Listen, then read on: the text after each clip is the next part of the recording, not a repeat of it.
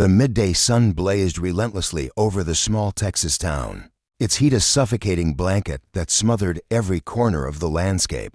The air hung heavy, thick with a gritty haze of dust that stung the eyes and clung to the skin. Along the endless stretch of Main Road, where the asphalt shimmered like a mirage under the brutal glare, townsfolk had long since retreated indoors, seeking solace beneath the hum of air conditioners. The stillness was oppressive, broken only by the occasional groan of a distant engine or the faint rustle of tumbleweeds skittering across the barren ground. Then, piercing through the haze, a sleek black SUV emerged on the horizon. Its polished surface caught the sunlight, sending dazzling beams dancing across the road, making it appear as though the vehicle hovered above the scorched earthen apparition of wealth and power cutting through the desolation. Inside his patrol car, Officer Derek Brown slouched in the driver's seat, the monotony of the day gnawing at him like a persistent itch he couldn't scratch. His uniform clung to his sweat-dampened skin, and the icy coffee in his plastic cup had turned lukewarm, leaving a bitter taste on his tongue. He took a slow sip, his eyes half-flitted with boredom, scanning the empty road ahead. The morning had dragged on without a single incident, no crashes, no reckless drivers, just the relentless sun and a silence so deep it seemed to press against his eardrums. He sighed, a low, weary sound that carried the weight of hours spent waiting for something, anything, to break the dull rhythm of his shift. Then, a sharp beep sliced through the quiet speed radar, jolted to life. The glowing red numbers flashed 72 miles per hour, a stark contrast to the faded 55-mile-per-hour speed limit sign standing crookedly by the roadside. Brown's pulse quickened, a spark of adrenaline igniting in his chest. His lips curled into a faint smirk as he muttered under his breath, "About damn time." Setting the coffee cup down with a clumsy thud, he flicked on the patrol car's lights, their red and blue pulses cutting through the haze, and slammed his foot on the gas. The SUV didn't slow, its steady pace taunting Brown as he closed the distance. In his mind, this was personal. Now no one outran him in this town. He'd patrolled these roads for years, memorizing every curve, every dip, every sun-cracked stretch of pavement. This was his domain, and he wielded his authority like a king presiding over a dusty fiefdom. The thrill of the chase pulsed through him, drowning out the morning's lethargy. He imagined the driver ahead, some cocky outsider who thought they could breeze through his territory unchecked. Brown's grip tightened on the steering wheel, his knuckles whitening. This was the moment he'd been waiting for, a chance to flex his power and remind the world that even out here, in this forgotten speck of Texas, the law still had teeth. At last, the SUV's brake lights flared red, and it eased to a stop on the gravel shoulder, sending up a faint cloud of dust that swirled in the stagnant air. Brown screeched to a halt behind it, his heart pounding with a mix of triumph and anticipation. He shoved the door open and stepped out, the heat hitting him like a physical blow. Adjusting his belt and tipping his cap with a practiced motion, he strode toward the vehicle, his boots crunching against the loose stones. The SUV sat motionless, its tinted windows revealing nothing, a silent monolith of luxury that seemed out of place amid the town's weathered storefronts and peeling paint. The driver's door creaked open slowly, deliberately, and a tall figure emerged. He was a man of imposing presence, his broad shoulders filling out a dark blue suit tailored so precisely it seemed to mold to his frame. His posture was ramrod straight, exuding a quiet confidence that bordered on unshakable. The sun glinted off his polished shoes as he stepped onto the gravel, his movements measured and calm, as though he'd just stepped out of a boardroom rather than a speeding car. But Brown barely registered the man's demeanor.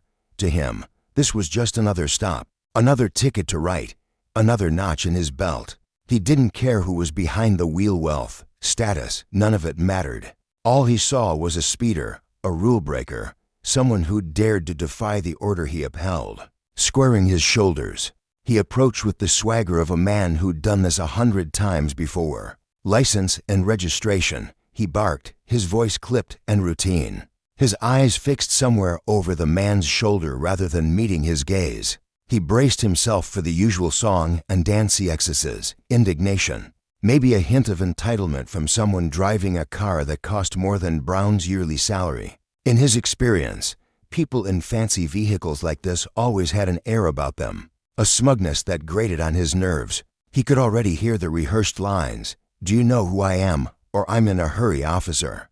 Can't we settle this quietly?" He steeled himself, ready to shut it all down. The man said nothing at first, his silence almost unnerving. With a steady hand, he reached into his jacket, producing his documents and offering them without a word. Brown snatched the license, his fingers brushing the smooth plastic as he glanced down. His breath caught in his throat. The name stared back at him in bold, unassuming print, General Marcus Evans. His voice betrayed him as he read it aloud, a tremor creeping into his tone. His eyes widened, darting from the license to the man standing before him. Marcus Evans wasn't just anyone, was a legend. A military hero whose face had graced news broadcasts and magazine covers. Brown's mind raced. Flashes of televised speeches and grainy footage of desert campaigns flickering through his memory. This was a man who'd led soldiers into battle, who'd stared down chaos and emerged victorious. A figure revered by millions. For a split second, awe flickered in Brown's chest, then it drowned beneath a rising tide of something darker, something hotter. "You know you broke the law, don't you?" Brown snapped, his voice icy, deliberately ignoring the rank emblazoned on the ID. His hands trembled faintly, not from fear, but from a fury he couldn't quite name. The man's composure only stoked it further. Evans tilted his head slightly, his expression unruffled, and replied in a voice so steady it might have been discussing the weather. "I exceeded the speed limit, and I fully accept responsibility for that." The words were soft, measured, devoid of arrogance or defiance, just a simple acknowledgement. But to Brown, that calm was a match to dry tinder. His thoughts churned violently. Why isn't he sweating? Why isn't he begging? Does he think he's above this, above me? Each question stabbed at his pride, twisting the knife deeper. He glared at Evans, searching for a crack in that polished exterior, a hint of fear or guilt. There was none. Marcus Evans stood like a statue carved from granite, his dark eyes meeting Brown's without a flicker of unease. He was tall, yes, but it was more than that. There was a weight to his presence, a quiet power that seemed to fill the space around him. His suit, pristine despite the dust, spoke of a life Brown could scarcely imagine. Private jets, penthouse suites, a world where men like him gave orders and others scrambled to obey. Brown's stomach twisted. He'd spent his whole life watching people like this from the outside, people who drove cars worth more than his childhood home, who lived in sprawling estates while he'd scraped by in a crumbling trailer park. They moved through the world as if it belonged to them, as if rules were optional, consequences negotiable. And here was Evans, standing there with that same effortless confidence, radiating the kind of privilege Brown had come to despise. Brown's past rushed up to meet him, unbidden and raw. He'd grown up in a neighborhood where the streets were paved with broken glass and desperation, where every day was a fight to claw out of the hole life had dumped him in. He'd known hunger, not the kind that passed with a meal, but the kind that gnawed at your soul. He'd faced sneers from teachers who didn't believe he'd amount to anything, landlords who'd turned him away, cops who'd roughed him up just because they could. The world had never handed him a damn thing, had to wrestle every scrap of dignity from its grip. And yet here stood Evans, a man who'd probably never known a hard day, a man who'd risen to the top not through grit, but through connections, through a system that rewarded the lucky few while the rest choked on dust. That calm gaze felt like a slap. Brown's chest heaved as he stared into Evans's eyes, searching for weakness and finding only an unshakable certainty. It was as if Evans knew he'd walk away from this unscathed, as if he'd already calculated the outcome and found it beneath his concern. He thinks he can just stand there, cool as you please, and I'll let it slide because of who he is. Brown seethed. The anger swelled, a molten wave crashing through years of buried resentment. This wasn't just about a speeding ticket anymore. It was about every time Brown had been dismissed, every time someone with a fancy title or a fat wallet had smirked their way out of trouble. It was about a society that bent over backwards for the powerful, while grinding the rest into the dirt. His fists clenched, nails digging into his palms until they left crescent-shaped marks. He could feel the sweat beating on his forehead, the heat of the day amplifying the fire inside him. In that moment, Brown stood at a precipice.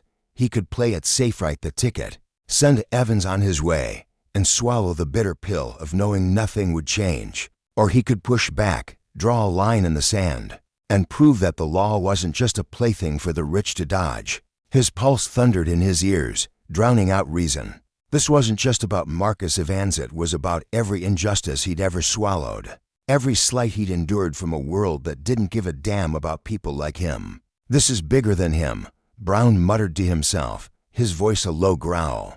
"This is for everyone who's ever been stepped on, everyone who's had to eat the shit the powerful dish out." His muscles tensed.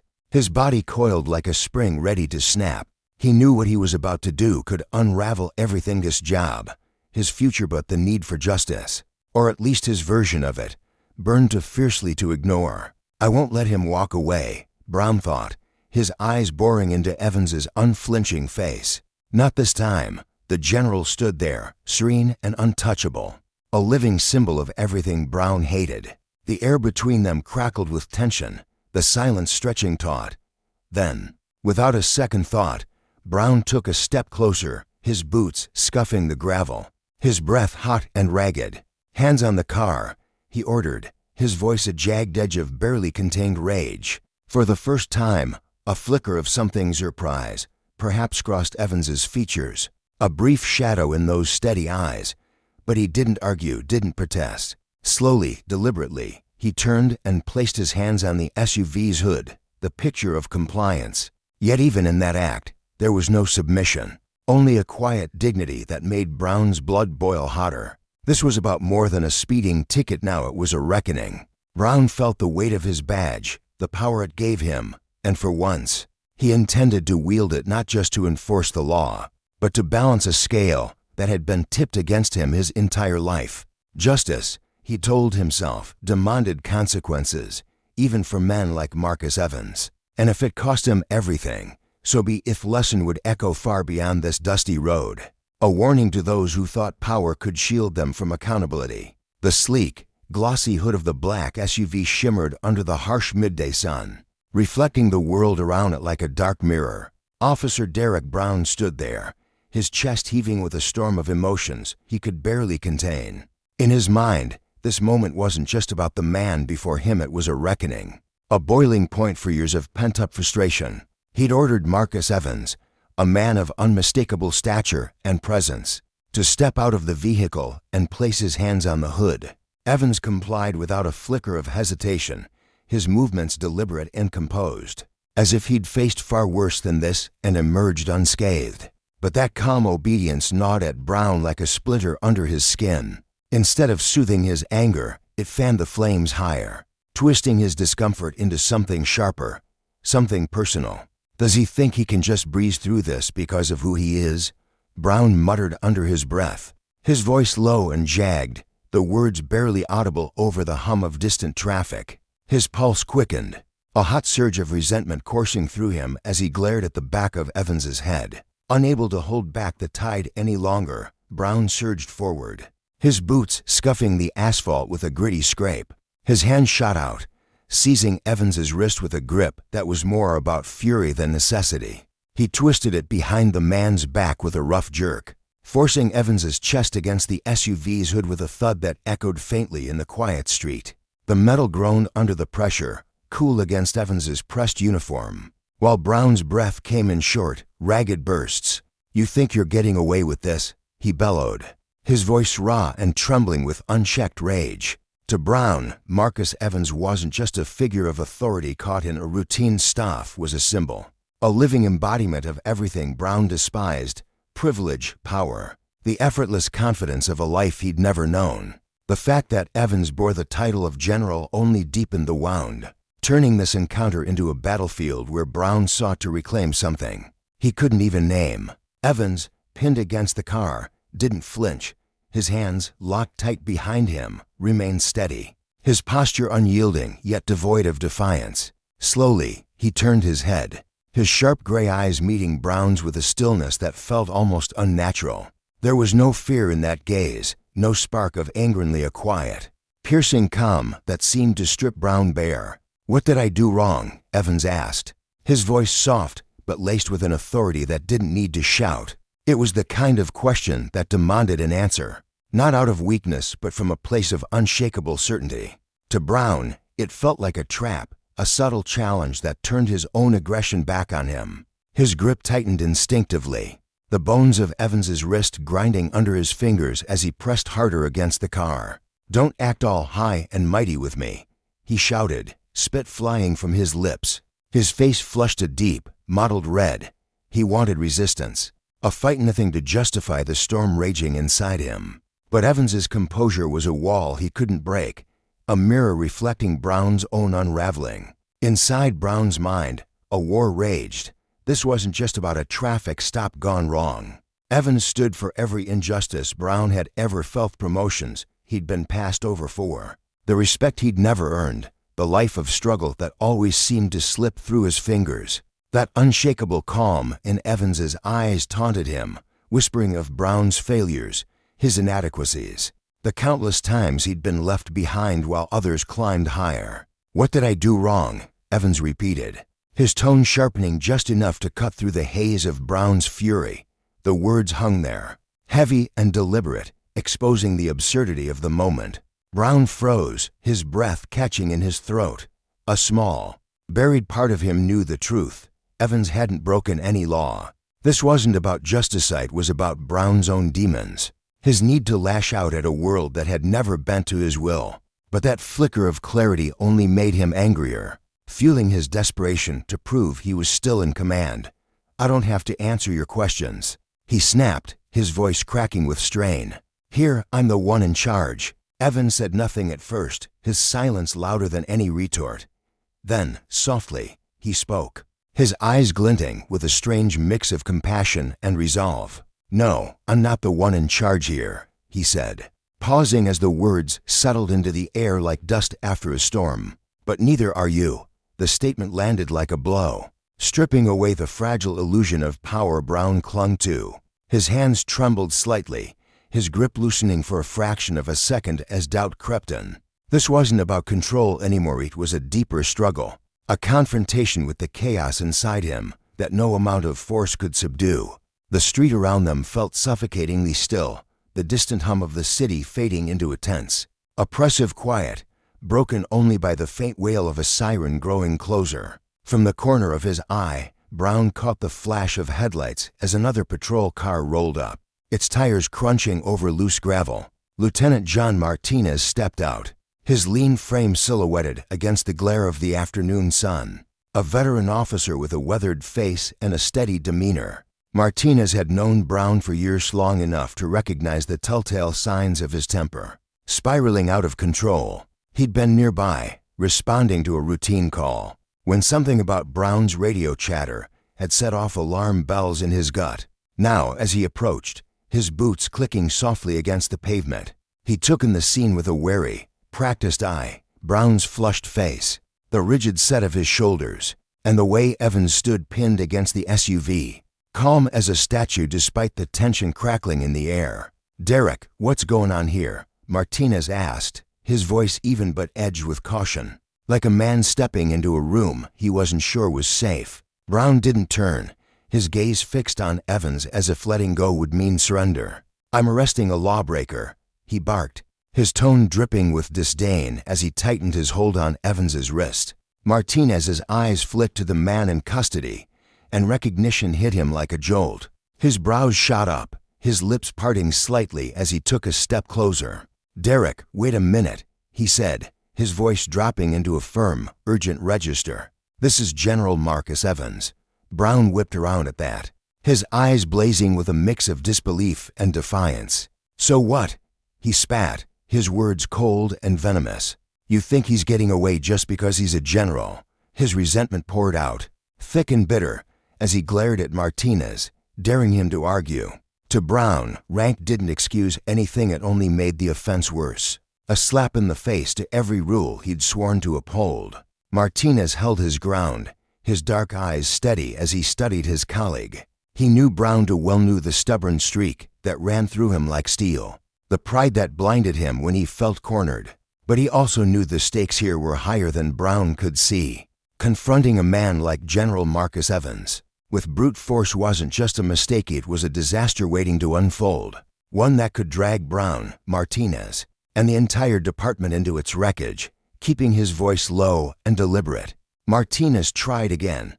"Derek, you know we can't handle this like you're doing. General Evans isn't some random guy off the streets giving his life to this country. We need to step back and handle this right, or the fallout's going to hit us all harder than you can imagine." But Brown's pride was a wall too thick to breach. Does he think he can do whatever he wants just because he's a general?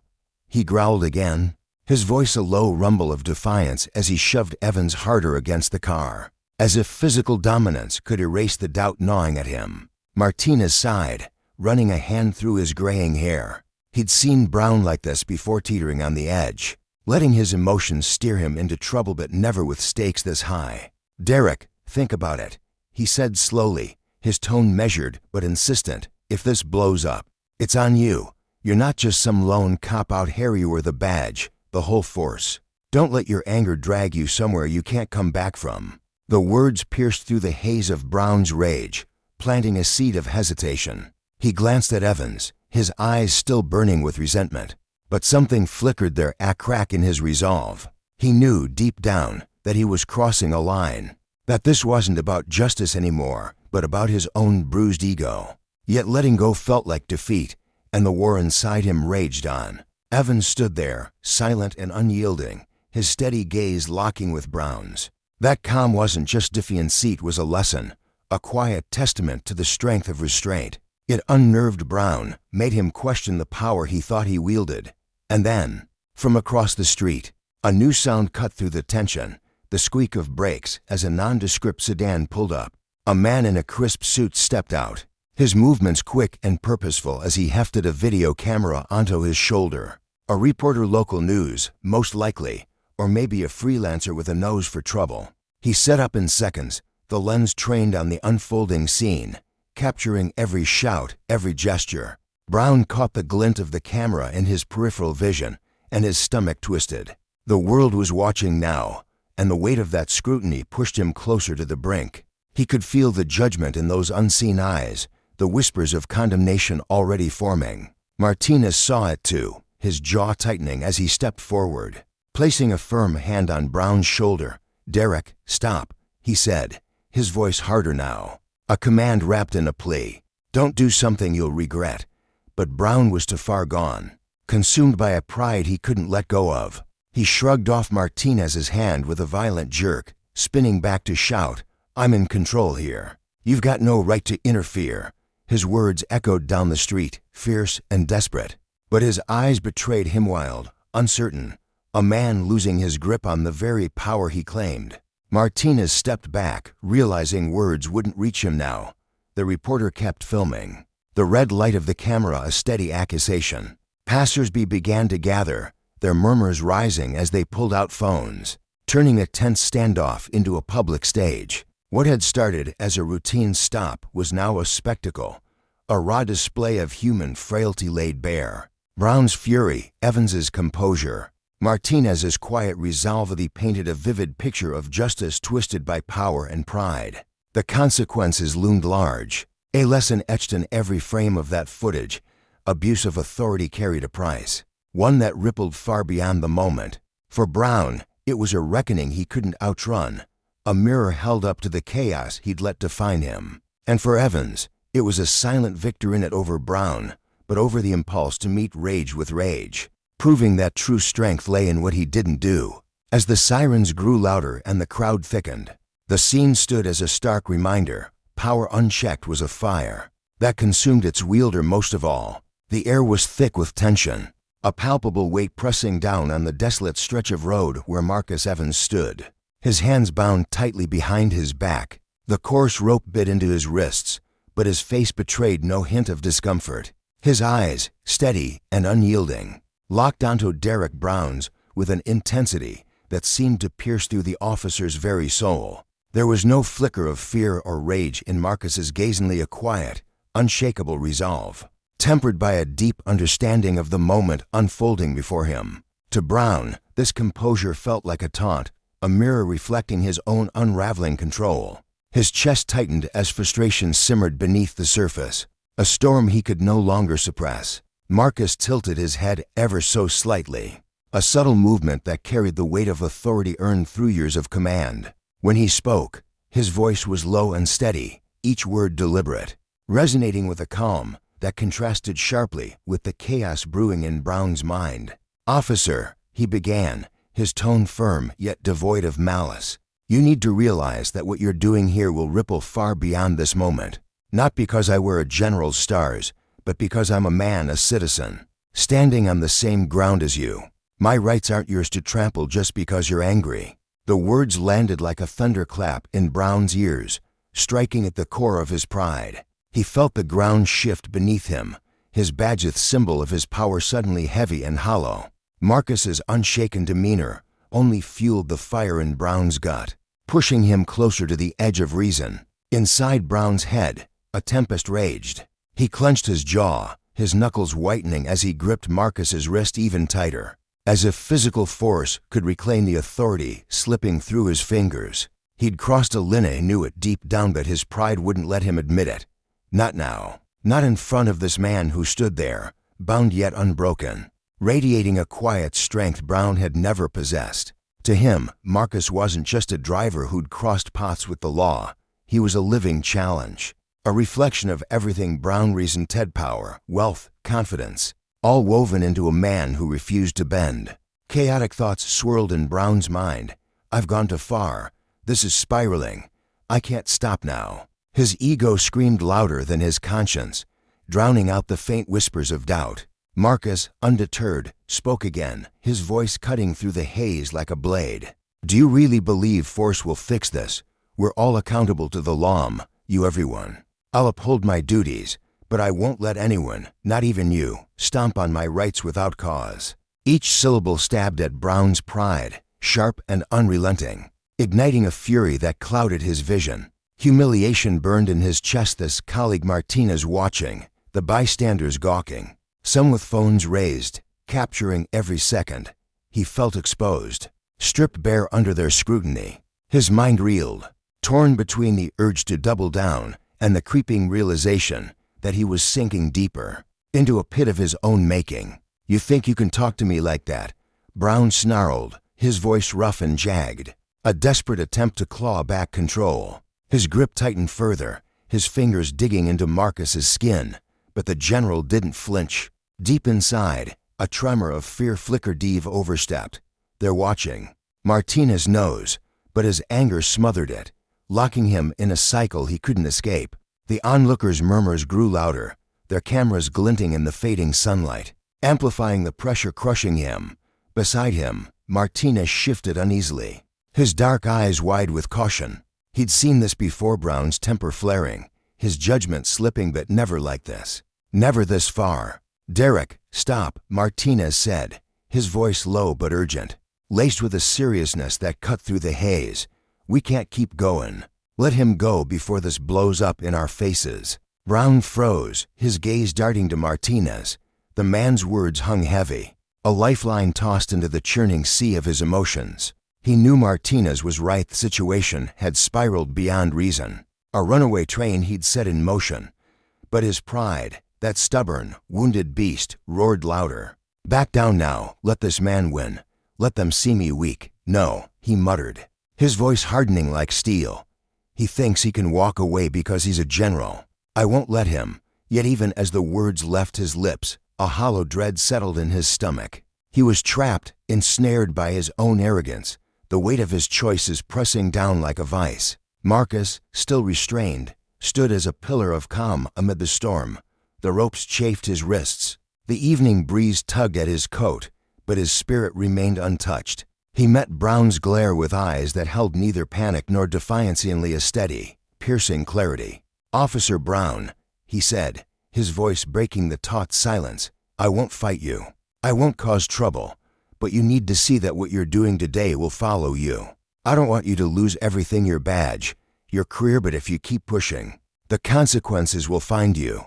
The words were a warning, not a threat, delivered with a sincerity that made them all the more potent. For Brown, they were fuel on a fire already blazing, but beneath the rage, something shifted. The anger began to fray, giving way to a cold, creeping fear. Stop now. A voice whispered in his mind, clearer than before. But he'd come too far to turn back, or so he thought. Martinez, sensing the crack in Brown's resolve, stepped closer. His broad shoulders cast a shadow over the scene, his presence steady and grounding. He'd known Brown for years, seen him at his best, his worst, but this was different. This was a man teetering on the edge of ruin. "Derek," Martinez said, his tone firm yet laced with quiet pleading. "Stop now. Let him go. Don't do something you'll carry for the rest of your life." His words were a tether, pulling at what remained of Brown's rationality. For a moment, Brown stood rigid, his breath shallow, his mind a battlefield of pride and regret. Then, with a heavy sigh, the tension in his shoulders broke. His grip on Marcus's wrist loosened, his hands falling limp as he stepped back. "All right," he murmured, his voice stripped of its earlier bravado, barely audible over the rustling wind. "You can go." Marcus said nothing.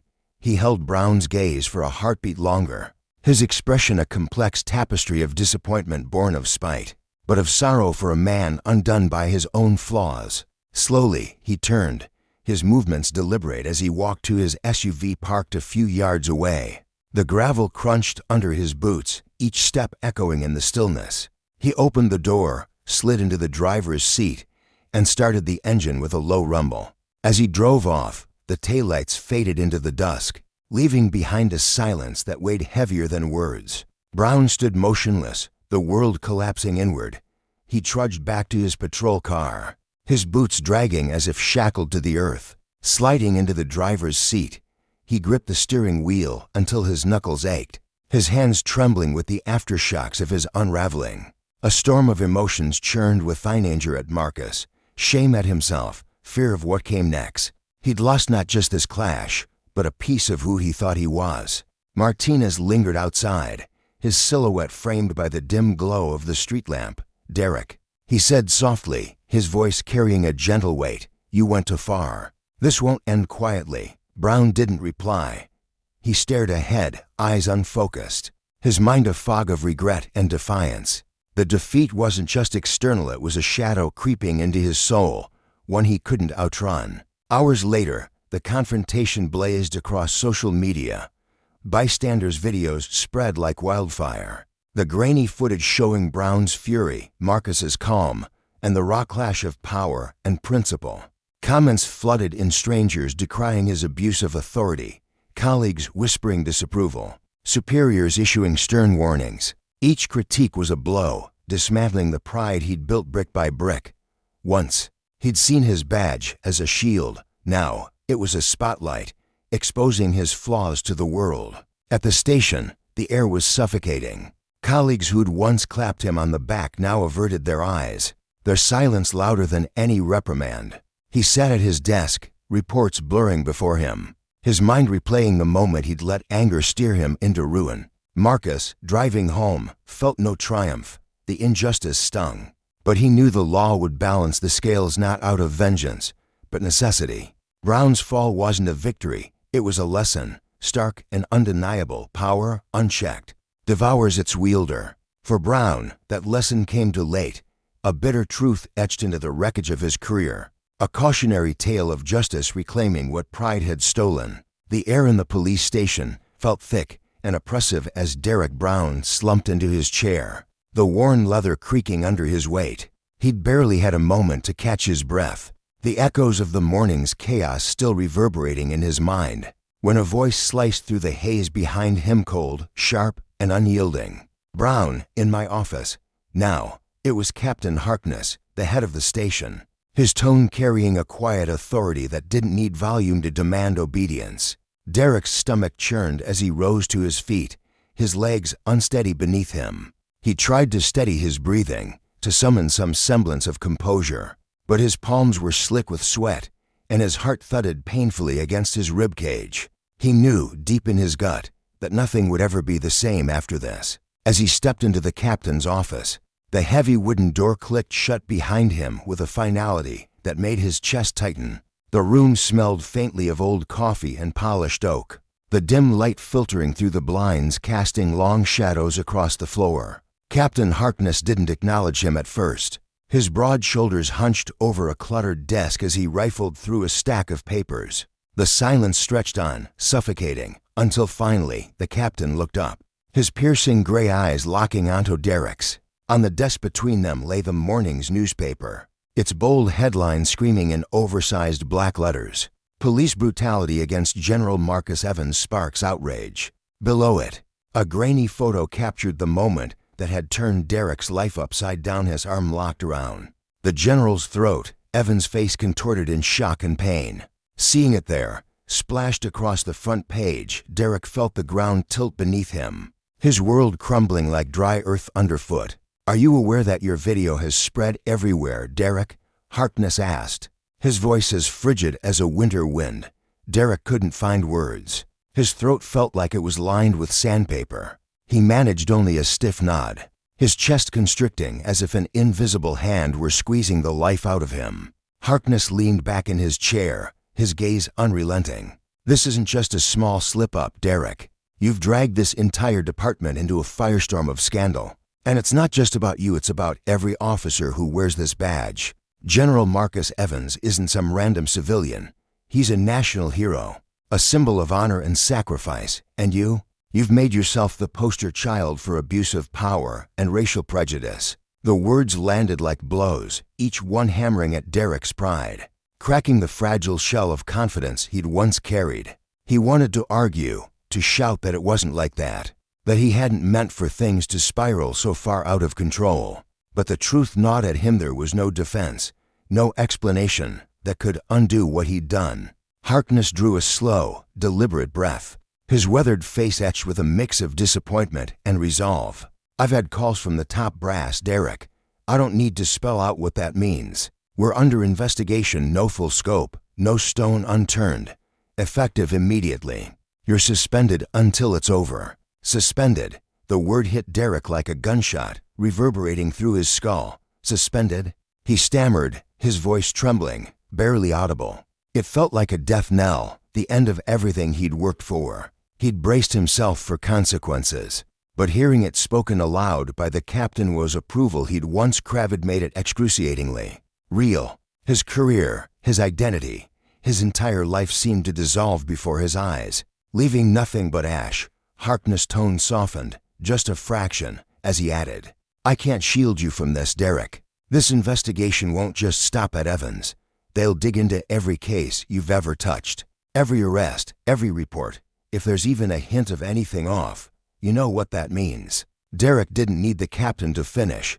He understood perfectly. This wasn't about one reckless moment, it was about every choice he'd ever made, every shortcut he'd taken, every time he'd let frustration or bias guide his hand. Everything he'd built over years of service could unravel, thread by thread, until there was nothing left. He stumbled out of the office, his steps slow and leaden, as if each one carried the weight of a mile. The bustling noise of the station faded into a dull hum around him, and all he could hear was the pounding of his own pulse. He'd lost his career, that much was certain, but what cut deeper was the realization that he'd become the very thing he'd sworn to stand against, a symbol of corruption, of injustice, of power twisted into something ugly. Back at his desk, Derek sank into his chair, the familiar spot now feeling alien and cold. Once, sitting there had filled him with a quiet pride, knowing he was part of something bigger, a protector of the law. Now, that pride was gone, replaced by a hollow ache. His colleagues, men and women he'd laughed with over coffee, shared late-night shifts with, avoided him like he carried a plague. Conversations died when he approached, replaced by furtive glances and heavy silence. Officer Ramirez, who'd always greeted him with a quick joke, now busied himself with paperwork, his jaw tight. Sergeant Ellis, a weary veteran who'd mentored Derek in his early days, turned away, pretending to adjust his radio. The isolation was suffocating, a tangible thing that pressed against his lungs. He'd been one of them, once respected, trusted. Now, he was a pariah, a stain they couldn't bear to look at. Fear began to coil in Derek's mind, a relentless serpent that tightened its grip with every passing day. At first, he'd clung to a fragile hope that the investigation would blow over, that he'd weather the storm and reclaim his place. But reality was a crueler beast. The pressure mounted, an unrelenting tide that drowned his optimism. Each evening, he trudged home to his small apartment, the walls closing in tighter with every step. The man who left for work each morning returned a little more broken, his broad shoulders slumping under an invisible burden. He tried to distract himself, flipping through his phone, but that only deepened the wound. The video of his confrontation with Marcus Evans looped endlessly online, shared and reshared across social media. Every scroll brought a fresh barrage of venom comments calling him a thug, a racist, a disgrace. Death threats littered his inbox, each one a jagged shard that pierced his already fragile psyche. "You don't deserve to live," one read. "Someone should put you down," said another. He couldn't escape it. The hatred followed him like a shadow. Loneliness became his constant companion, a cold presence that settled into his bones. He stopped going out every trip to the grocery store or gas station brought stares from strangers, their eyes heavy with suspicion or disgust. Old friends, the ones he'd shared beers with after tough shifts, stopped calling. Even his family struggled to reach him through the fog of his shame. His sister Lisa tried to help, her voice gentle over the phone as she urged him to hang on. "We'll get through this, Derek," she'd said, but the quiver in her tone betrayed her doubt. His parents, proud of his badge for so long, now spoke in halting, uncertain sentences, unsure how to comfort a son they barely recognized. Each morning was a battle, a war against the weight that pinned him to his bed. Once, he'd leapt up with purpose, eager to serve. Now, he had to claw his way out of the sheets, searching for a reason to face a world that had turned its back on him. Guilt gnawed at Derek like a relentless tide eroding a crumbling shore. Night after night, he replayed the confrontation with Marcus Evans in his mind, the memory vivid and merciless. The general's stern face, the flash of anger in his eyes, the way Derek's hands had moved on instinct too fast, too hard. He couldn't deny it. He'd lost control, let bias and frustration boil over into violence. In that moment, he'd stopped being an officer of justice and became a man who wielded power like a weapon. The lesson was brutal. Justice wasn't just a badge or a title. It was a fragile thing, easily shattered by those entrusted to uphold it. And the consequences, they rippled outward, destroying not just his career, but his honor, his relationships, his very sense of self. Day by day, Derek felt himself unraveling. The man he'd been confident, steady, proud slipped away, replaced by a hollow shell consumed by anxiety and regret. The investigation loomed like a dark cloud, its outcome uncertain, but its damage already done. His name was tainted, a mark he couldn't scrub clean.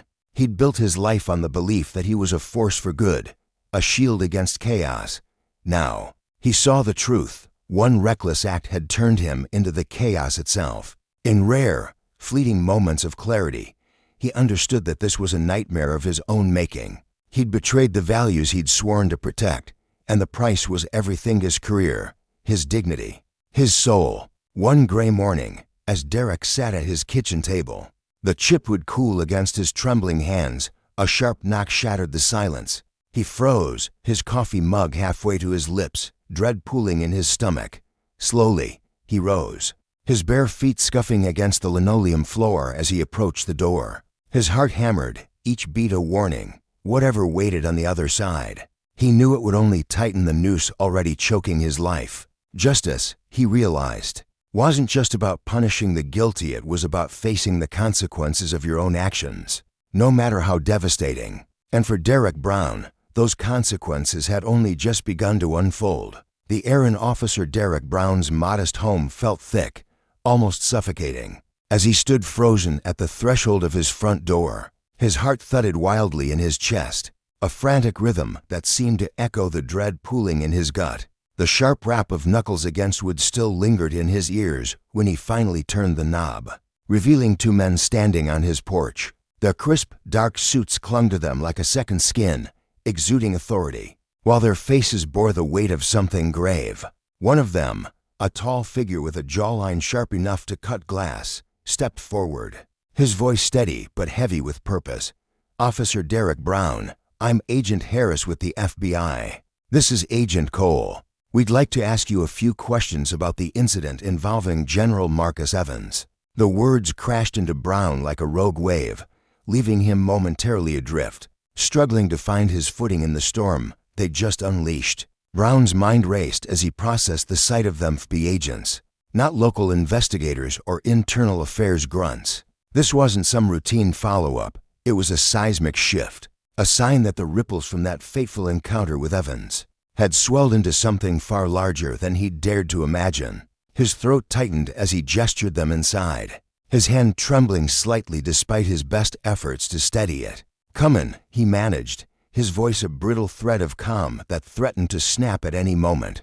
The agents crossed the threshold, their polished shoes clicking against the hardwood floor, each step a reminder of the gravity bearing down on him. They settled at his small living room table, a worn piece of furniture that suddenly felt too intimate for the confrontation about to unfold. Brown sank into a chair across from them, his palms clammy against the armrests.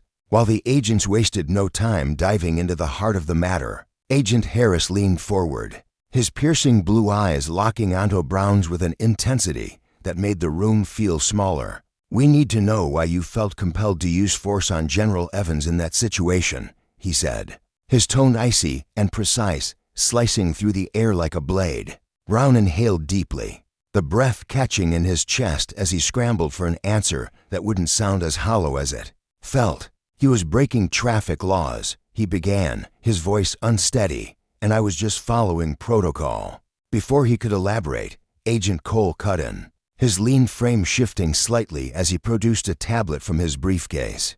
"We've reviewed the footage," he said, his voice flatter but no less cutting, his dark eyes studying Brown's every twitch. "There's no evidence to support your use of force. General Evans didn't resist. So why did you think it was necessary?" The question landed like a punch to Brown's pride, reverberating through him with a force that left him reeling. He opened his mouth to respond, but the words stumbled over themselves, clumsy and unconvincing. "I thought he might have been hiding something. It was instinct," he stammered, his fingers tightening around the edge of the table. Agent Harris tilted his head, his skepticism palpable, a faint smirk tugging at the corner of his mouth.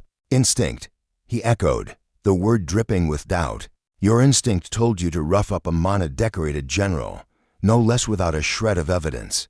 Just because of who he was."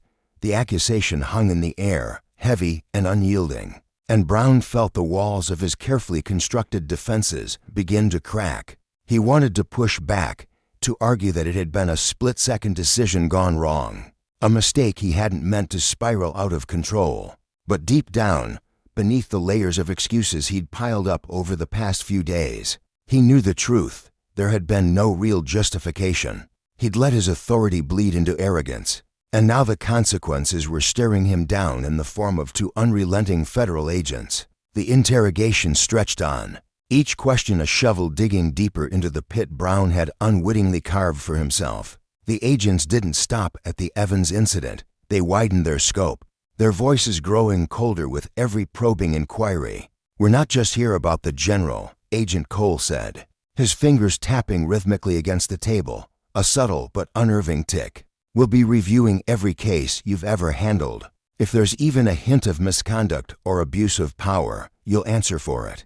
The finality in his tone struck Brown like a hammer driving a nail into a coffin. His mind spun, replaying Cole's words on a loop. Every case, every late-night traffic stop, every heated exchange with a suspect. Every time he'd bent the rules just enough to feel the rush of control. It was all fair game now. He'd always told himself those moments were anomalies, mere smudges on an otherwise honorable career. But as the agent's eyes bored into him, those smudges loomed larger, transforming into gaping wounds that threatened to bleed him dry. When the agents finally rose to leave, their departure left behind a silence so oppressive it seemed to press against Brown's chest. He stayed rooted to the couch, his hands trembling uncontrollably, sweat beading on his forehead despite the chill in the room. The world outside his windows was quiet, the neighborhood oblivious to the chaos unraveling within his four walls. But inside his head, a tempest raged, sweeping away any semblance of peace. His heartbeat pounded in his ears, each thump a relentless reminder of his unraveling life. He stared into the distance, his gaze unfocused. as fragments of his past flickered before him like a broken reel of film. There was the time he'd shoved a belligerent drunk against a squad car, his temper flaring beyond reason. The night he'd ignored a rookie's plea to de-escalate a domestic call, choosing instead to assert his dominance. He'd buried those moments, convinced they'd never see daylight. Now they clawed their way back, vivid and accusing, each one a testament to the fine line he'd crossed between justice and tyranny. Brown's thoughts drifted to General Marcus Evans, not just the man he'd manhandled, but the figure he'd become in Brown's mind, a symbol of everything he'd misjudged. Evans hadn't been some lowlife dodging a ticket. He was a retired military man, stern but composed, his voice calm even as Brown's cuffs bit into his wrists. In the heat of that moment, Brown had seen only a challenge to his authority, a chance to flex the power his badge afforded him. Now, he saw the general's weathered face in a new light, etched with quiet dignity, a stark contrast to the reckless fury Brown had unleashed. The memory gnawed at him, a bitter lesson in humility he hadn't asked for but couldn't escape. As the hours crept by, the stillness of his home became a prison. The faded photographs on the mantelheim in his crisp uniform at graduation, his ex-wife's smile before years of strain drove her away, mocked him with their frozen promises of a better man. He thought of his colleagues, men and women he'd laughed with over lukewarm precinct coffee, their camaraderie a lifeline through the grind of the job. Would they stand by him when the investigation broke wide open, when the headlines screamed of his disgrace, or would they turn away, their loyalty dissolving under the weight of public scorn? The media would feast on this. He knew, every misstep dissected, every flaw magnified until he was nothing but a caricature of corruption. His career, built on sleepless nights and sacrifices he'd once worn like badges of honor, teetered on the brink of ruin. Fear coiled tighter around his heart, an invisible serpent squeezing out the last vestiges of his resolve. He pictured his daughter, now grown and distant, her childhood marked by his absences. Would this be the final blow to the fragile thread connecting them? His reputation, painstakingly forged through years of service, lay in tatters, and with it went his self-respect, one thing he'd clung to through every storm. Brown felt like a ship cast adrift, battered by waves of regret with no shore in sight. He'd always prided himself on his control, his ability to steer his life through chaos.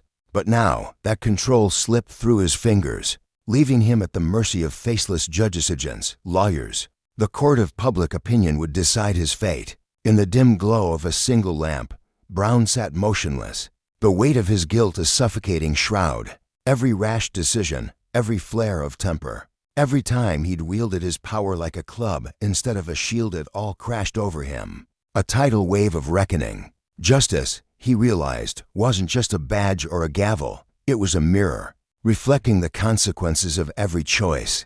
He'd abused his authority, and now that authority was turning on him, an unforgiving beast demanding its due. The man he'd once been confident, respected, unshakable felt like a ghost, a fleeting shadow drowned by the reality of his fall. Could he claw his way back, mend the fractures he'd wrought, or would he remain buried beneath the rubble of his own making? A cautionary tale of power unchecked.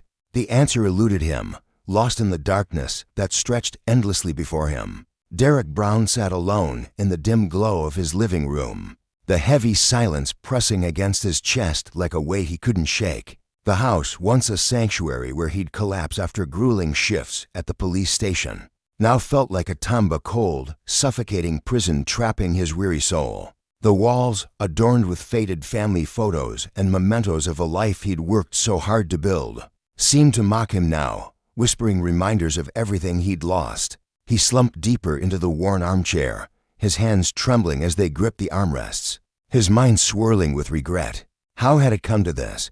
How had every choice he'd made, every step he'd taken, led him to this desolate isolation? He wondered if anyone out there beyond the suffocating walls of his self-made cadre could possibly grasp the torment gnawing at him. Was there a single soul who might look past his failures and offer him a lifeline, a chance to claw his way back from the abyss? Or was he doomed to fade into obscurity, a forgotten man haunted by the echoes of his own mistakes? Trust, once the bedrock of his identity, had crumbled to dust. It wasn't just that his colleagues at the station had turned their backs on him. their sit-along glances sharp with judgment, or that his friends had vanished like smoke in the wind. No, the deepest wound was the betrayal he felt within himself. Every decision he'd made, every word he'd uttered in the heat of the moment, now replayed in his mind like a cruel film reel, each frame stabbing at his conscience with the precision of a needle. He couldn't fathom how he'd let his life unravel so completely. How the man who'd once stood tall in his uniform, badge gleaming with purpose, had become this hollow shell, drowning in shame. Yet, amid the wreckage of his spirit, a faint glimmer of hope flickered. Fragile as a candle in a storm, it was all he had left, the only thread keeping him from surrendering entirely to despair. He clenched his fists, his knuckles whitening, and stared into the void before him, a vast, empty darkness mirroring the chaos within. "I can't give up now," he muttered, his voice hoarse and unsteady, as if trying to convince himself of a truth he barely believed. That tiny spark of resilience burned just bright enough to keep him tethered to the possibility of redemption, even as the weight of his past threatened to crush him. Outside, the world was shifting, and Brown felt it in his bones. His career, the one thing he'd poured his heart into preserving, was disintegrating before his eyes. Day by day, hour by hour, the foundation he'd built over years of service cracked and splintered, leaving him teetering on the edge of ruin. He'd always feared the worst, but now that fear had metastasized into a full-blown panic, a relentless tide washing away any semblance of control. It had started with General Marcus Evans, a single confrontation that had ignited a firestir. But the fallout had grown far beyond that one moment. Brown wasn't just facing the loss of his badge, he was staring down the wrath of an entire society. The isolation had crept in slowly at first, subtle as a shadow lengthening at dusk. At the precinct, officers who once clapped him on the shoulder with easy camaraderie now averted their eyes, their footsteps quickening as they passed his desk. Whispers that had once been harmless office banter morphed into a chorus of condemnation, their voices rising in open disdain. Every glance felt like a gavel striking down, every hushed conversation a verdict of guilt. He was a pariah now, a man whose name carried a stench no one dared approach. Even his family couldn't escape the spreading stain of his disgrace. His wife, Sarah, who'd once beamed with pride at his side during police fundraisers, now wore a mask of worry she couldn't hide. Her eyes, once warm and steady, darted with unease whenever she looked at him. Her silences heavy with unspoken disappointment. Their children too bright, curious souls who'd once raced to greet him at the door since the shift too. They'd overheard the murmurs from classmates, caught the sit-along stares from neighbors, and now they withdrew into a quiet confusion, their laughter dimmed. Derek's heart ached with a guilt so visceral it stole his breath. He'd dragged them into this maelstrom, and yet he was powerless to shield them from the consequences of his own making. Work, once his proving ground, had become a daily ordeal. The weight of his responsibilities, already a burden, grew unbearable as he navigated the wreckage of his decisions. His superiors relegated him to menial tasks, filing reports, fetching coffee as if he were a rookie too green to be trusted with real duty. The message was clear. He was no longer one of them. Then came the investigations, a relentless excavation of his past that left no stone unturned. It wasn't just the incident with General Evans under scrutiny. Every misstep he'd ever made, every shortcut he'd taken, was dragged into the light. Colleagues he'd once considered allies now combed through his record, piecing together a portrait of a man corrupted by prejudice and power. The label stuck like tar: abusive, racially biased, a disgrace to the uniform. Derek sat at his desk each day, the fluorescent lights buzzing overhead, and felt the walls closing in. He'd always believed he was upholding justice, that his actions were guided by a duty to protect. But now, confronted with the stark reality of his choices, he couldn't deny the truth had let his biases twist his judgment, wielding his authority like a weapon rather than a shield. The question gnawed at him: could he find a way back? Could remorse, however late it came, salvage anything from this chaos? Or had he crossed a line too far to retrace? Across town, General Marcus Evans stood in a spotlight Brown could never have imagined. What had begun as a clash between two men had transformed Evans into a beacon, a symbol of resistance against a system riddled with flaws. The media swarmed him, cameras flashing as he spoke at rallies and press conferences. His voice steady and resolute. Human rights groups rallied behind him, their banners waving high, while communities long silenced found in him a champion. Evans didn't just recount the incident with Brown, he wove it into a broader tapestry of injustice, exposing the daily struggles of Black people and other marginalized groups under the weight of unchecked power. At a recent speaking event, the crowd hung on his every word, their cheers rising as he called for transparency and accountability in law enforcement. His patience, his quiet strength, ignited a movement, a cascade of protests and debates that rippled far beyond their small city. For Brown, the consequences were crushing. Protesters gathered outside the station, their signs bearing his name in bold, angry letters, their chants a relentless drumbeat of outrage. They didn't just demand his punishment. They called for the entire system to be torn down and rebuilt, a bulwark against the abuses he'd come to represent. Politicians weighed in, their speeches crackling with urgency, while activists dissected the police force's every move, exposing its fault lines. The public discourse swirled around racial bias, power, and the need for reform. And Brown's patience, unremarkable no, stared back from every newsstand and TV screen. He couldn't escape it. Even when he silenced his phone and shuttered the blinds, the clamor seeped through radio reports. Text messages from old friends laced with scorn, the distant echo of marchers' footsteps. His name had become a rallying cry, a shorthand for everything society sought to dismantle. One gray afternoon, as rain streaked the windows of his silent home, Brown sat transfixed before the television. General Evans appeared on a national broadcast, his presence commanding even through the flickering screen. This wasn't just another soundbite, it was an in-depth interview, a window into the man's reflections on the injustice he'd endured and the tidal wave of change it had unleashed. Evans spoke with a calm dignity that pierced Brown to his core. There was no venom in his tone, no personal vendetta, just a measured plea for awareness, a call to address the systemic rot that had ensnared them both. "This isn't just about me," Evans said, his eyes steady on the camera. "It's about what people of color face every day. We need change in it just to stop incidents like this, but to rebuild a system where justice isn't a privilege, but a right." The words landed like a blow, stirring a storm of shame and awe in Brown's chest. Evans wasn't just a victim, he was a force, a man who'd turned pain into purpose. Brown's gaze lingered on the screen, his breath shallow.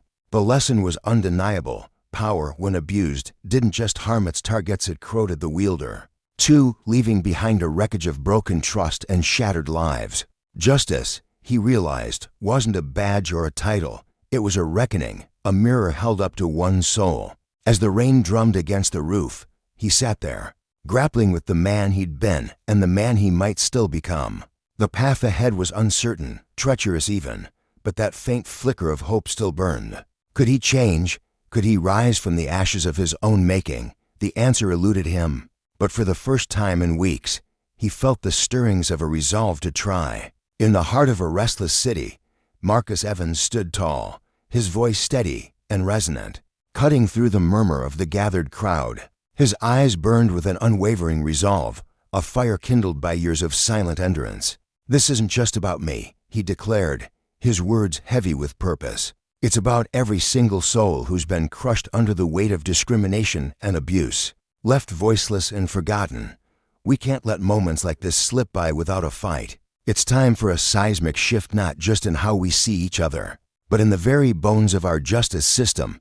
His gaze swept across the sea of faces, each one a mirror to his own struggles, and he felt a surge of hope mingled with the ache of past wounds. This wasn't just a speech, it was a reckoning. Across town, Derek Brown sat slumped in a worn leather chair, the faint hum of the television filling the stale air of his living room. His broad shoulders, once squared with pride, now sagged under an invisible burden.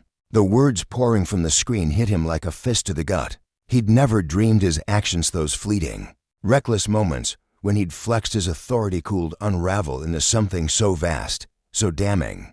In his neighborhood, he'd been a king of sorts, a man who could bend others to his will with a glare or a barked command. Respect, he'd thought, was his birthright. But now, the man he'd tried to break, Marcus Evans, stood on a national stage, transforming a petty clash into a thunderous call for change. Brown's stomach churned with a cold dread. This wasn't just about losing control, it was about losing everything he'd believed himself to be. Marcus pressed on, his voice rising with a quiet, unshakable strength. "I'm not here for myself alone. I want this to ignite something bigger, something that shakes society to its core. No one, whatever their race, whatever their roots, who'd live in fear of unfairness. We've got to build a world where thriving isn't a privilege for the few, but a right for all." His hands clenched briefly at his sides, a flicker of the anger he'd buried for so long, before softening into a gesture of unity. "These abuses, this unchecked power, it ends now." The crowd erupted, a wave of agreement crashing through the air. But for Brown, watching from his dim corner, each syllable was a hammer strike to his conscience. What he'd dismissed as a trivial scuffle, a fleeting chance to assert his dominance, had morphed into a glaring emblem of society's rot.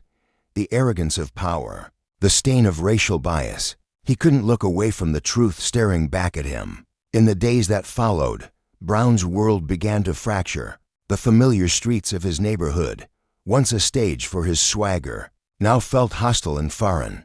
Neighbors he'd known for years, folks who'd nodded at him with deference and cast sidelong glances, their eyes sharp with suspicion or outright disdain. At the corner store, where he'd once traded easy banter with the clerk, a weary man named Joe with a perpetual grin, the air grew thick with silence.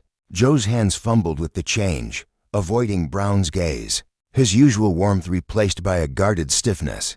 The public unmasking of Brown's name splashed across news reports as the face of cruelty and prejudice clinging to him like damp rot. He couldn't step outside without feeling the weight of 1,000 unseen judgments pressing down. Regret gnawed at him, sharp and relentless, but tangled with a stubborn flicker of defiance. Was he really the monster they claimed?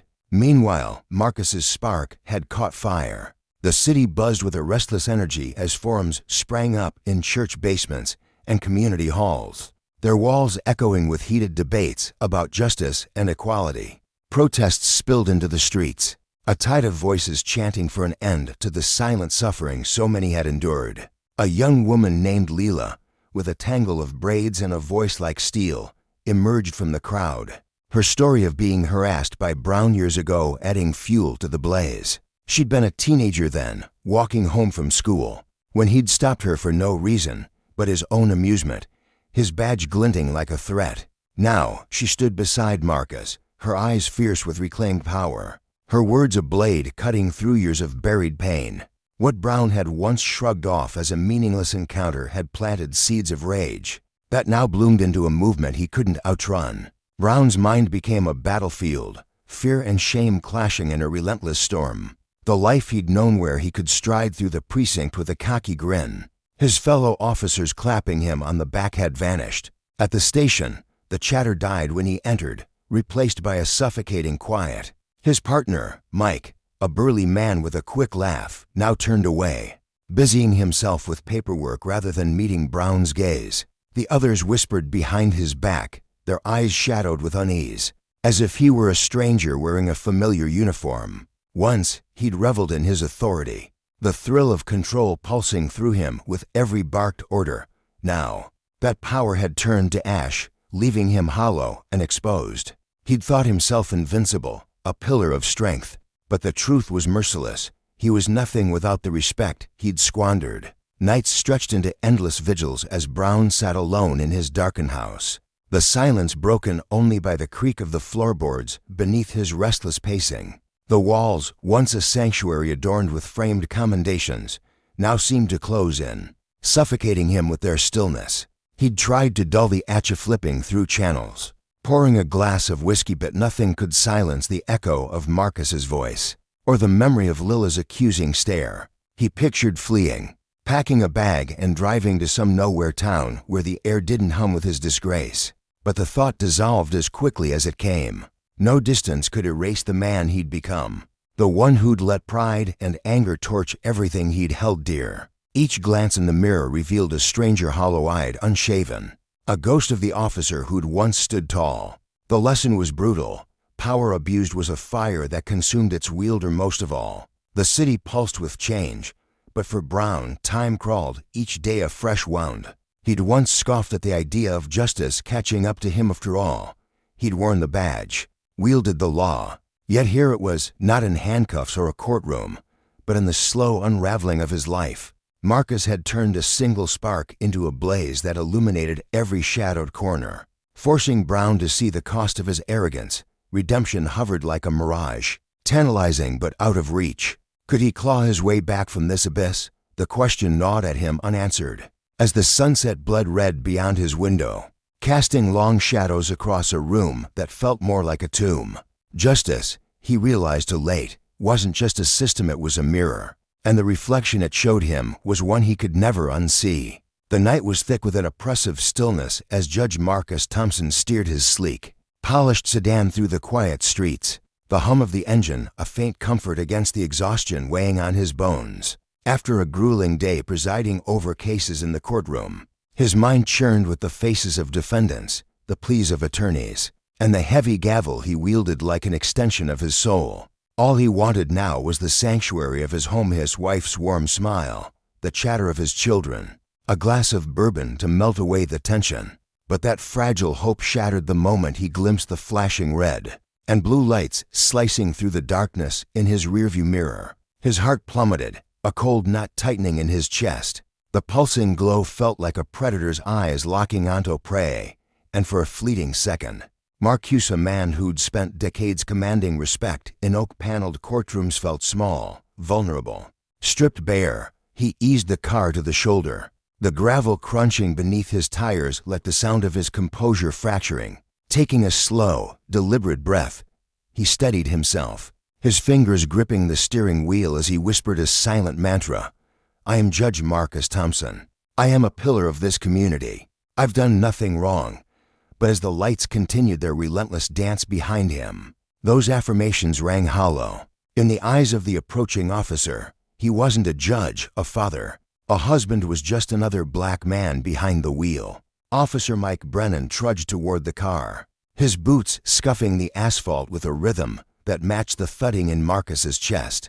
15 years on the force had hardened Brennan into a man who believed he'd seen every shade of human behavior, every lie, every excuse, every threat. The flashlight in his hand swung like a pendulum, its beam cutting through the night as he sized up the vehicle. Expensive, pristine, out of place in this quiet, affluent stretch of road. Something about it set his nerves on edge, though he couldn't pinpoint why. Maybe it was the late hour, or the way the car gleamed under the streetlights, or the man sitting stiffly inside, his posture too composed for a routine stop. Brennan's instincts, honed by years of patrol, screamed at him to stay sharp. License and registration, he snapped, his voice rough as gravel, the flashlight's glare flooding Marcus's face. Marcus squinted against the blinding light, his hand moving with painstaking care toward his wallet. Every motion felt like it carried the weight of survival. Had heard too many stories, seen too many headlines. His throat tightened as he spoke, his tone measured, but laced with a quiet plea for clarity. Officer, may I ask why I've been pulled over? Brennan's jaw clenched, his eyes narrowing as he ignored the question entirely. I said license and registration. Now, the air between them thickened, crackling with unspoken tension. A silent battlefield where power and fear collided. Marcus handed over the documents, his palms slick with sweat despite the cool night air. His pulse hammered in his ears, each beat a reminder of the fragility of this moment. He'd presided over cases of police misconduct, listened to tearful testimonies of lives upended by a single misstep, and now here he was, teetering on the edge of becoming one of those stories. Brennan snatched the papers, his flashlight dipping as he scanned the name, his brow furrowed, then shot up in recognition. Judge Marcus Thompson. The words tumbled out, half question, half revelation. He'd seen that name in the local papers, respected, authoritative, untouchable. This wasn't just another stop anymore. Step out of the vehicle, sir, Brennan ordered, his voice taut, like a wire stretched to its breaking point. Marcus froze, his mind racing. Officer, I don't understand. I've done nothing wrong. Brennan's gaze hardened, unyielding. I won't ask again. Step out, with a resigned sigh that carried the weight of 1,000 unspoken protests. Marcus pushed the door open and stepped onto the roadside. The night air brushed against his tailored suit, the fabric whispering against his skin as he stood tall, though inside he felt like a man unraveling. Passing cars slowed, their headlights casting fleeting shadows, and he wondered what the drivers saw: a criminal, a threat, or just a black man caught in the all-too-familiar grip of authority. Brennan circled him like a hawk, his eyes darting over every inch of Marcus's frame, searching for something anything justify the stop. But all he found was a man in a crisp suit, his shoulders slumped with fatigue, his face etched with a quiet frustration that mirrored Brennan's own growing unease. "Do you know why I pulled you over, Judge Thompson?" The title dripped from Brennan's lips, sharp and deliberate, catching Marcus off guard. "No, officer, I don't. I was obeying every traffic law." Brennan's jaw ticked, his hands flexing at his sides. "Your taillight's out," he said curtly, then paused, his gaze dropping to the ground as if wrestling with something deeper. "But that's not the real reason." Marcus felt a shiver ripple down his spine, dread pooling in his gut. Here it comes, he thought, bracing himself for the ugly truth he'd long suspected. Brennan's voice softened, almost faltering, as he continued. "I stopped you because I saw a black man driving an expensive car in a mostly white neighborhood, and I made an assumption." The confession hung heavy between them, a raw, jagged thing that sliced through the night. Marcus's breath caught, his mind reeling. He'd expected deflection, aggression, anything but this, an admission so stark it left him speechless. Brennan shifted uncomfortably, his flashlight dangling forgotten at his side. "I've been doing this job a long time, Judge, 15 years. I've seen things, ugly things that make a man cynical. But tonight I realized I've been part of the problem." His voice cracked, a faint tremor betraying the weight of his words. Marcus studied him, the officer's weathered face illuminated by the faint glow of a passing car's headlights. There was no malice there, only a man grappling with the slow, painful unraveling of his own beliefs. What followed was something neither man could have anticipated, a conversation that unfolded like a fragile thread stitching together two fractured worlds. Marcus, drawing on years of listening to human stories from the bench, found himself leaning into Brennan's words. The officer spoke haltingly at first, then with a quiet urgency about his childhood in a small, homogeneous town where different meant dangerous, about the academy training that drilled suspicion into his bones, about the countless nights on patrol where split-second decisions became his gospel. "I'm not a bad person," Brennan said, his eyes locking with Marcus's for the first time, pleading for understanding. "But I've done bad things, made bad calls, and I can't keep pretending that's okay." Marcus nodded, his own voice steady but heavy with the weight of lived experience. "Admitting there's a problem is where it starts, Officer Brennan, but it can't stop there. Words are just the beginning. Justice demands action." As they spoke, the world moved around them, cars whizzing past, some drivers craning their necks to glimpse the unlikely scene: a black man in a suit and a white cop in uniform, standing shoulder to shoulder, their voices low but resonant. It was a sight that defied the usual script, a fleeting tableau of possibility in a society too often torn apart. Their conversation stretched beyond the confines of a traffic stop, plunging into the raw, messy depths of systemic racism, the quiet terror black parents carry for their children, the tightrope police officers walk in a world that expects both protection and perfection. Marcus's voice thickened as he spoke of his son, a lanky teenager with dreams too big for the box society tried to shove him into. "Every time he walks out that door, I hold my breath," he said, his hands clenching into fists. "Will today be the day someone sees his skin and decides he's a threat?" Brennan listened at his own thoughts drifting to his two daughters, blonde and carefree, oblivious to the privileges they'd never had to question. As the night deepened, a shift settled over them, subtle but seismic. Brennan extended a calloused hand, his voice rough with sincerity. "Judge Thompson, I owe you an apology, and more than thought I owe you my gratitude. This opened my eyes." Marcus clasped his hand, a faint smile tugging at his lips, though his eyes remained wary. "It's a start, Officer Brennan, but we've got a long road ahead." Then, in a move that caught Marcus off guard, Brennan hesitated before adding, "Judge, would you consider speaking at our next department training? Your voice, it could change things." The request hit Marcus like a thunderclap. For years, he'd fought for justice from the bench, his rulings a quiet rebellion against a flawed system. But this was a chance to step into the fray, to face the men and women who wielded power on the streets, to share the weight of his life and maybe, just maybe, shift the tide. "I'd be honored," he replied, a flicker of hope igniting in his chest, though he knew the weight of what lay ahead. Driving home, Marcus replayed the encounter, the road stretching before him like a metaphor for the journey to come. What began as a moment of dread had morphed into something raw and real, a fragile bridge between two men, a crack in the wall of division. Pulling into his driveway, he sat for a moment, the engine's hum fading into silence. This wasn't the end, he knew. One conversation couldn't dismantle decades of injustice, couldn't erase the scars of a society built on unequal ground. But it was a spark, a whisper of change. His phone buzzed as he reached for the door, a text from Brennan. "Thank you for tonight. I'm ready to learn, to change." "Where do we go from here?" Marcus paused, his hand hovering over the knob, the question echoing in his mind. It was a query older than both of them, asked by every soul who'd ever dared to dream of fairness. And now, in this quiet corner of the world, to unlikely Allison, a judge shaped by the law, the other a cop humbled by its flaw, stood ready to face it together. The next morning, Marcus sat in his chambers, the sunlight spilling through the window in golden pools he barely noticed. His coffee sat untouched, steam curling into the air as he stared at Brennan's message, the words looping through his thoughts like a lifeline. He hadn't slept, his mind detangled with the night's revelations, the fear, the honesty, the fragile promise of something better. A sharp knock jolted him upright, his robes rustling as he called out, "Come in." His clerk, Sarah, poked her head through the door, her usually brisk demeanor softened by a flicker of hesitation. "Judge, there's someone here to see you. Says it's urgent." Marcus frowned, his schedule clear this early. "Who is it?"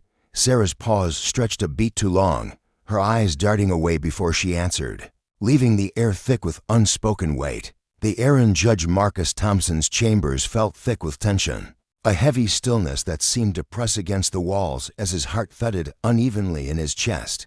"It's a police officer, sir. Officer Brennan," his assistant had said moments ago. And now Marcus couldn't shake the unease crawling up his spine. What could Brennan possibly want? Had their late-night roadside conversation one where Marcus had poured out his raw fears, as a black father shifted something in the officer? Or worse, was this a setup, a trap laid to ensnare him for speaking too freely? His mind churned with possibilities, each more unsettling than the last. But he forced his voice to remain calm, a steady anchor amid the storm brewing inside him. "Send him in," he said, though his gut twisted with apprehension. The door creaked open, and Officer Mike Brennan stepped inside, looking utterly out of place.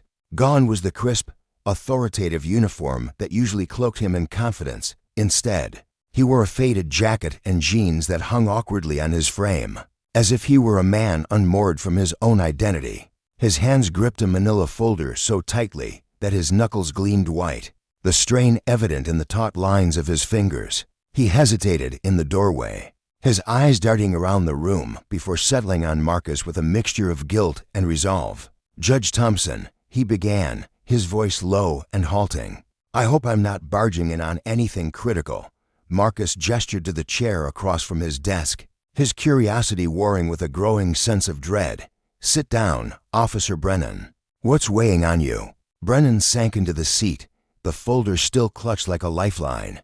He drew in a deep, shuddering breath, as if steeling himself for a confession that had been clawing at his conscience for hours. "After we talked last night," he said, his words slow and deliberate, "I couldn't sleep. I kept replaying what you said about the terror black parents feel for their kids, the kind that keeps you up at night, wondering if they'll make it home. It hit me hard, Judge. And then I remembered something." He slid the folder across the desk, his movements tentative, as though he feared it might burn him. "A case from a few years back.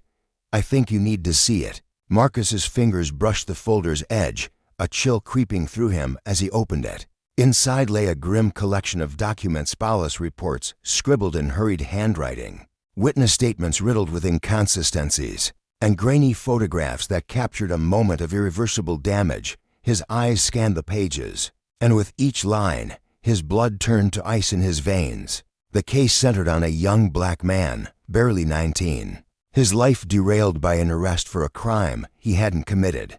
The evidence was laughably thin, a vague description, a shaky alibi dismissed without a second thought, yet the system had barreled forward, steamrolling the boy into a plea deal that locked him away for 5 years. Marcus's chest tightened as he pictured the boy's face, the fear and confusion that must have consumed him as the gavel fell. "I was there," Brennan murmured, his voice barely above a whisper, thick with shame. "Part of the arrest team. I knew something was off. The story didn't add up. The pressure to close the case was too intense, but I didn't say a word. I just went along with it." Marcus lifted his gaze from the papers, his dark eyes piercing into Brennan's. The officer's face was pale, his jaw tight, as if he were bracing for judgment. "Why bring this to me now?" Marcus asked, his tone sharp but steady, probing for the truth beneath Brennan's sudden vulnerability. Brennan swallowed hard, his Adam's apple bobbing painfully. "Because that kid Jamal is getting out next month, 5 years stolen from him. And I can't live with this anymore. I can't let this injustice fester in silence." The words hung heavy between them, a tangible weight that seemed to settle into the very grain of the wooden desk. Marcus leaned back in his chair, his mind racing like a river breaking free of its banks. This wasn't just about a single traffic stop anymore, a fleeting moment of tension between a judge and a cop. This was a window into years of wrought lives shattered by unchecked power, prejudice masquerading as procedure, and the deafening quiet of those who knew better but stayed silent. "Do you realize what you're saying, Mike?" Marcus asked, his voice low and measured, though his pulse thundered in his ears. "The ripple effect this could have." Brennan nodded, his eyes gleaming with a fierce, fragile determination. "I do, and I'm ready to face whatever comes, repercussions, backlash, all of it. But more than that, I wanted to fix this. I need to make it right." As they spoke, neither man noticed the faint shadow lingering just beyond the door. Sarah, Marcus's assistant, her ear pressed to the wood, her breath catching as fragments of their conversation drifted through. Her wide eyes reflected a mix of shock and intrigue. This was no ordinary case. This was something seismic, a revelation that could upend everything she'd witnessed in her years at the courthouse. Meanwhile, across town, the police precinct buzzed with a different kind of energy. Whispers slithered through the locker rooms and break areas, carried on the lips of officers who'd spotted Brennan's cruiser pulled over the night before, its lights glinting off the wet pavement as he stood face to face with a judge. What was he doing with Thompson? One officer muttered, his brow furrowed as he laced up his boots. They talked for ages, way too long for a routine stop. Another replied, suspicion lacing his tone.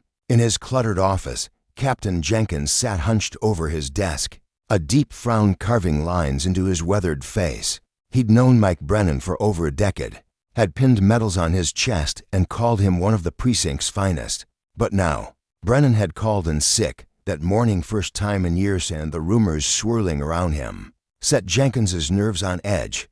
Something was wrong, terribly wrong. He reached for his phone, dialing a number he knew by heart. "Hey, it's me," he said gruffly when the line picked up.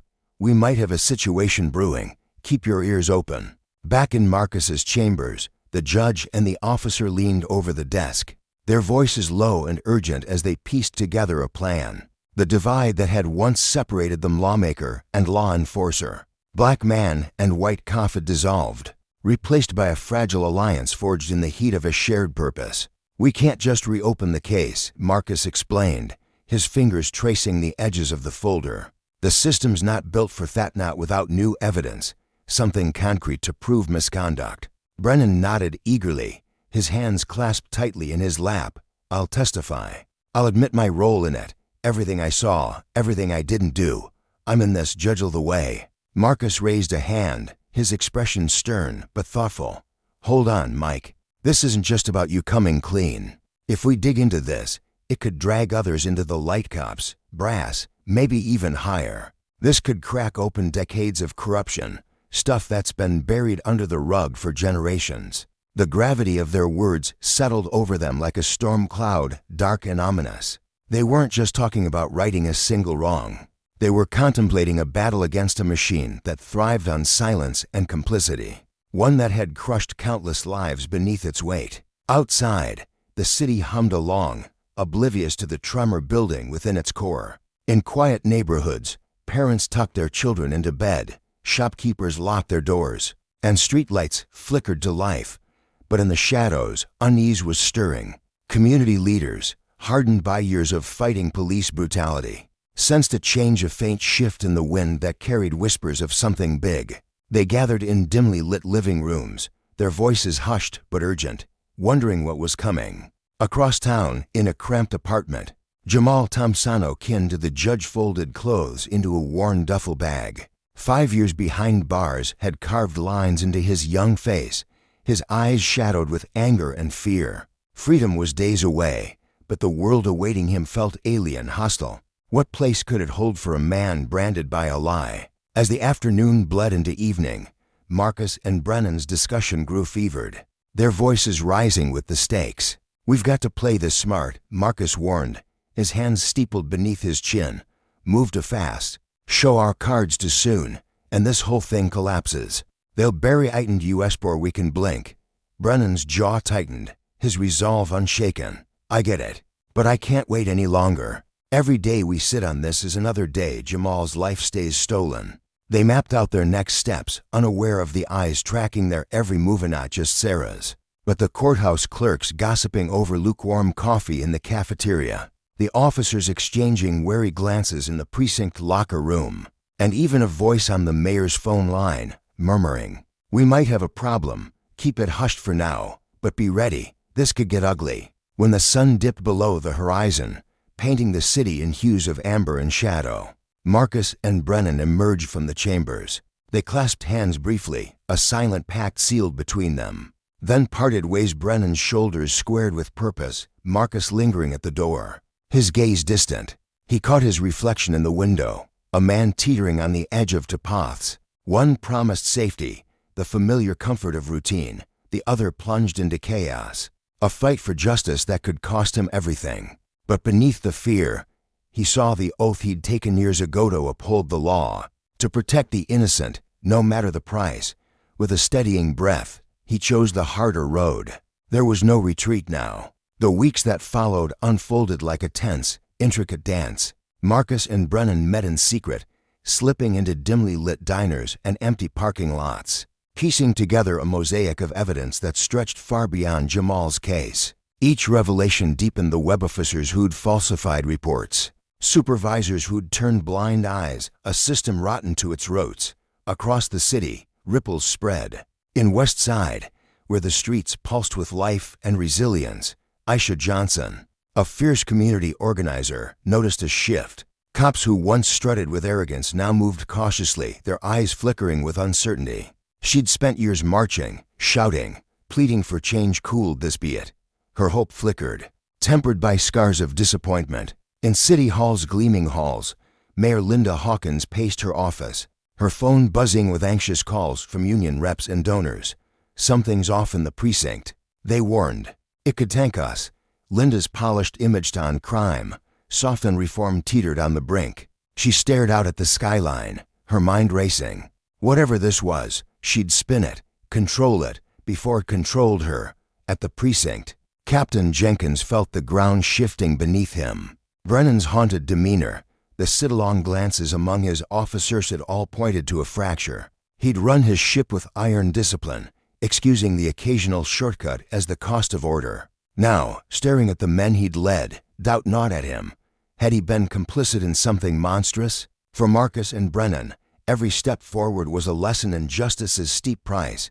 Power, when abused, left wreckage. Lives like Jamal's, families torn apart, trust eroded. Yet confronting it demanded courage, a willingness to risk all for a truth that might never fully heal the wounds. As they pressed on, the city held its breath, teetering on the edge of upheaval, its people unaware of the two men daring to challenge the shadows that had loomed over them for far too long. In the dim glow of a late evening, Sarah Marcus, A seasoned judge with a conscience as heavy as the gavel she wielded, stepped out of the courthouse into the crisp autumn air. Her clerk, Emily Carter, a sharp-witted young woman whose legal acumen had become the backbone of their burgeoning cast, had just left her side after a long day of sifting through files. Emily's dedication was a double-edged sword for Sarah. While it fortified their efforts, it also painted a target on the young clerk's back. That thought gnawed at Sarah, a relentless ache in her chest, as she watched Emily disappear into the twilight. Moments later, as Sarah's polished shoes clicked against the pavement, she caught the glint of headlights lingering too long in her periphery.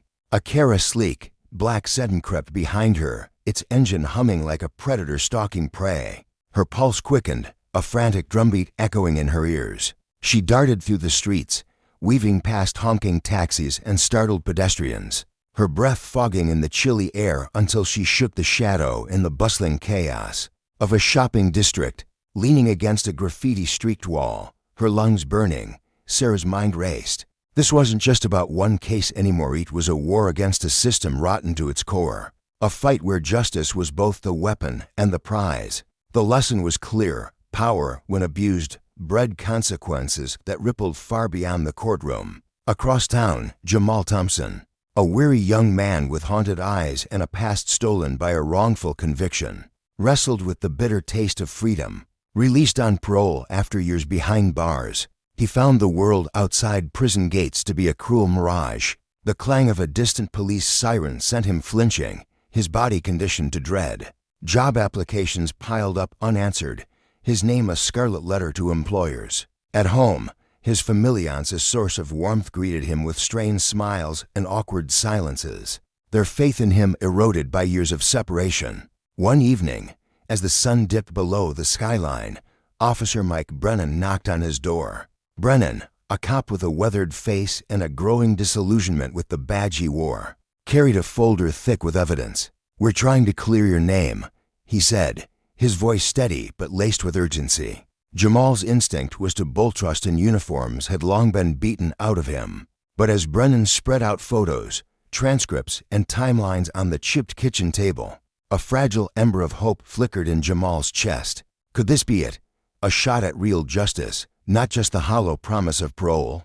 The weight of that possibility pressed against his ribs, both exhilarating and terrifying. A reminder that even the smallest victories against a corrupt system carried the sting of hard-earned consequences. Weeks bled into one another, and the strain began to show for Sarah. The courthousians, a sanctuary of order, became a battlefield of whispers and sidelong glares. Her fellow judges, men and women cloaked in robes and privilege, watched her with suspicion. "You're stirring the pot, Marcus," one hissed over coffee in the break room, his tone dripping with disdain. She felt the heat of their judgment, a spotlight threatening to incinerate her career. But every time doubt crept in, she saw Jamal's facetious and countless others like him, chewed up and spat out by the very system she'd sworn to uphold. That image fueled her, a quiet fire that burned hotter than fear. Meanwhile, Brennan faced his own reckoning. At the precinct, the air grew thick with hostility. Colleagues who once slapped his back with camaraderie now turned away, their eyes cold. One night, he returned home to find his uniform slashed, the word "traitor" scrawled in red paint across his locker. The message was a gut punch, a warning from brothers in arms who saw his pursuit of truth as a betrayal of their unspoken code. Yet, each time he wavered, Jamal's gaze raw with pain yet clinging to a thread of hope encored him. Justice, they both learned, was a jagged path, and challenging power meant facing its wrath head-on. The city itself seemed to pulse with unease, its streets buzzing with the tension of a storm about to break. Community meetings swelled with voice angry, desperate, pleading. Residents packed into musty church basements and school gymnasiums, their shouts reverberating off peeling walls as they demanded answers about police brutality and systemic neglect. Journalists prowled the edges, notebooks in hand, their instincts tingling with the scent of a scandal they couldn't yet grasp. In a dimly lit bar on the city's fringes, a clique of veteran cops huddled over chipped mugs of beer, their faces etched with fury. Smoke curled around them as they muttered about Brennan, "One of ours, teaming up with a judge to dredge up old sins. He's threatening everything we've built," growled one, a grizzled man named Hank, his knuckles whitening around his glass. They'd shielded their own for decades, burying mistakes under layers of loyalty and intimidation. Now, with their fortress cracking, they traded plans in hushed-toned threats wrapped in the guise of strategy. The lesson loomed large. Power clung to its throne with bloodied hands, and those who dared to pry it loose would pay dearly. Amid the rising tide, Issa Johnson, a fierce community organizer with a voice that could rally a crowd or silence a room, decided the time for waiting was over. She booked a town hall, her hands trembling with resolve as she plastered flyers across lampposts and storefronts. The night arrived, and the community center thrummed with energy unders packed shoulder to shoulder, their collective breath a storm of frustration and defiance. Police reps shifted uncomfortably in their seats, city officials scribbled notes, and Mayor Linda Hawkins swept in, her tailored suit a stark contrast to the worn jeans of the crowd. She'd come to read the room, to polish her image as the city's steady hand. But as speaker after speaker, mothers, brothers, survivors laid bare tales of police abuse and racial injustice, her composure faltered. The room pulsed with raw emotion, and Linda felt the narrative slipping from her grip, her vision of a united city dissolving into ash. In the back, Sarah and Brennan stood like sentinels, their eyes meeting in a silent pact. The evidence they'd amassed years of corruption laid bare was a grenade, and the pin was nearly pulled. They knew the fallout would rattle the city's power structure, a reckoning that could either heal or destroy. Justice, they realized, wasn't a gift, it was a force, and wielding it meant embracing the chaos it unleashed. Then, a young woman stepped to the microphone, her voice quivering but unbroken. She spoke of her brother, locked away for a crime he didn't commit, her words slicing through the din. In the crowd, Jamal froze her face, her story, a mirror of his own. It was his sister, Tasha, her braids swaying as she fought back tears, still battling for him after all these years. The room stilled, her plea hanging in the air like a prayer. In that heartbeat, the tension that had simmered for weeks sharpened into something tangibly. Collective cry for change. As the meeting dissolved into the night, Sarah felt a firm grip on her shoulder. She turned to find Brennan, his jaw set, his eyes alight with purpose. "It's time," he said, his voice a low rumble. She nodded, the weight of their mission settling into her bones. They strode into the darkness, oblivious to the shadow lurking nearby, a figure cloaked in black, a phone pressed to their ear. "They're moving," the voice hissed. "What's the play?" The board was set, the stakes towering, and the story of a judge and a cop was poised to erupt, its echoes destined to stretch far beyond their fractured city. Yet, as dawn painted the horizon, a question lingered. In a world so scarred by division, could truth truly carve a path to freedom? The next morning, Sarah awoke to a cacophony of notification stacks, calls, news alerts flooding her phone like a dam burst. Her stomach twisted as she scrolled. Someone had leaked their investigation. The story blazed across headlines, a wildfire they couldn't contain. Miles away, Brennan stepped onto his porch to a swarm of reporters. Their shouted questions, corruption, cover-ups, a barrage he shoved through, his mind spinning. This wasn't the plan. They'd been ambushed. At the courthouse, chaos reigned. Protesters clogged the steps, their chants no justice, no peace, rolling like thunder through the marble corridors. Signs bobbed above the crowd, demanding accountability, while security guards barked orders, their faces taut with strain. Inside, Sarah holed up in her chambers, Emily at her side, her clerk's eyes wide with alarm. "Judge." "What now?" Emily asked, her voice trembling. Before Sarah could respond, her phone buzzed. "Brennan." "We've been compromised," he said, his tone clipped. "Our files are out there." Sarah shut her eyes, the gravity sinking in. "Safe house," she replied. "We go publish everything." As the call ended, neither noticed the eyes tracking them from afar. Downtown, in a sleek office lined with awards, Mayor Hawkins reclined in her leather chair, a wry smile curling her lips. "Well played," she murmured, her fingers tapping the desk. But she wasn't one to be outmaneuvered.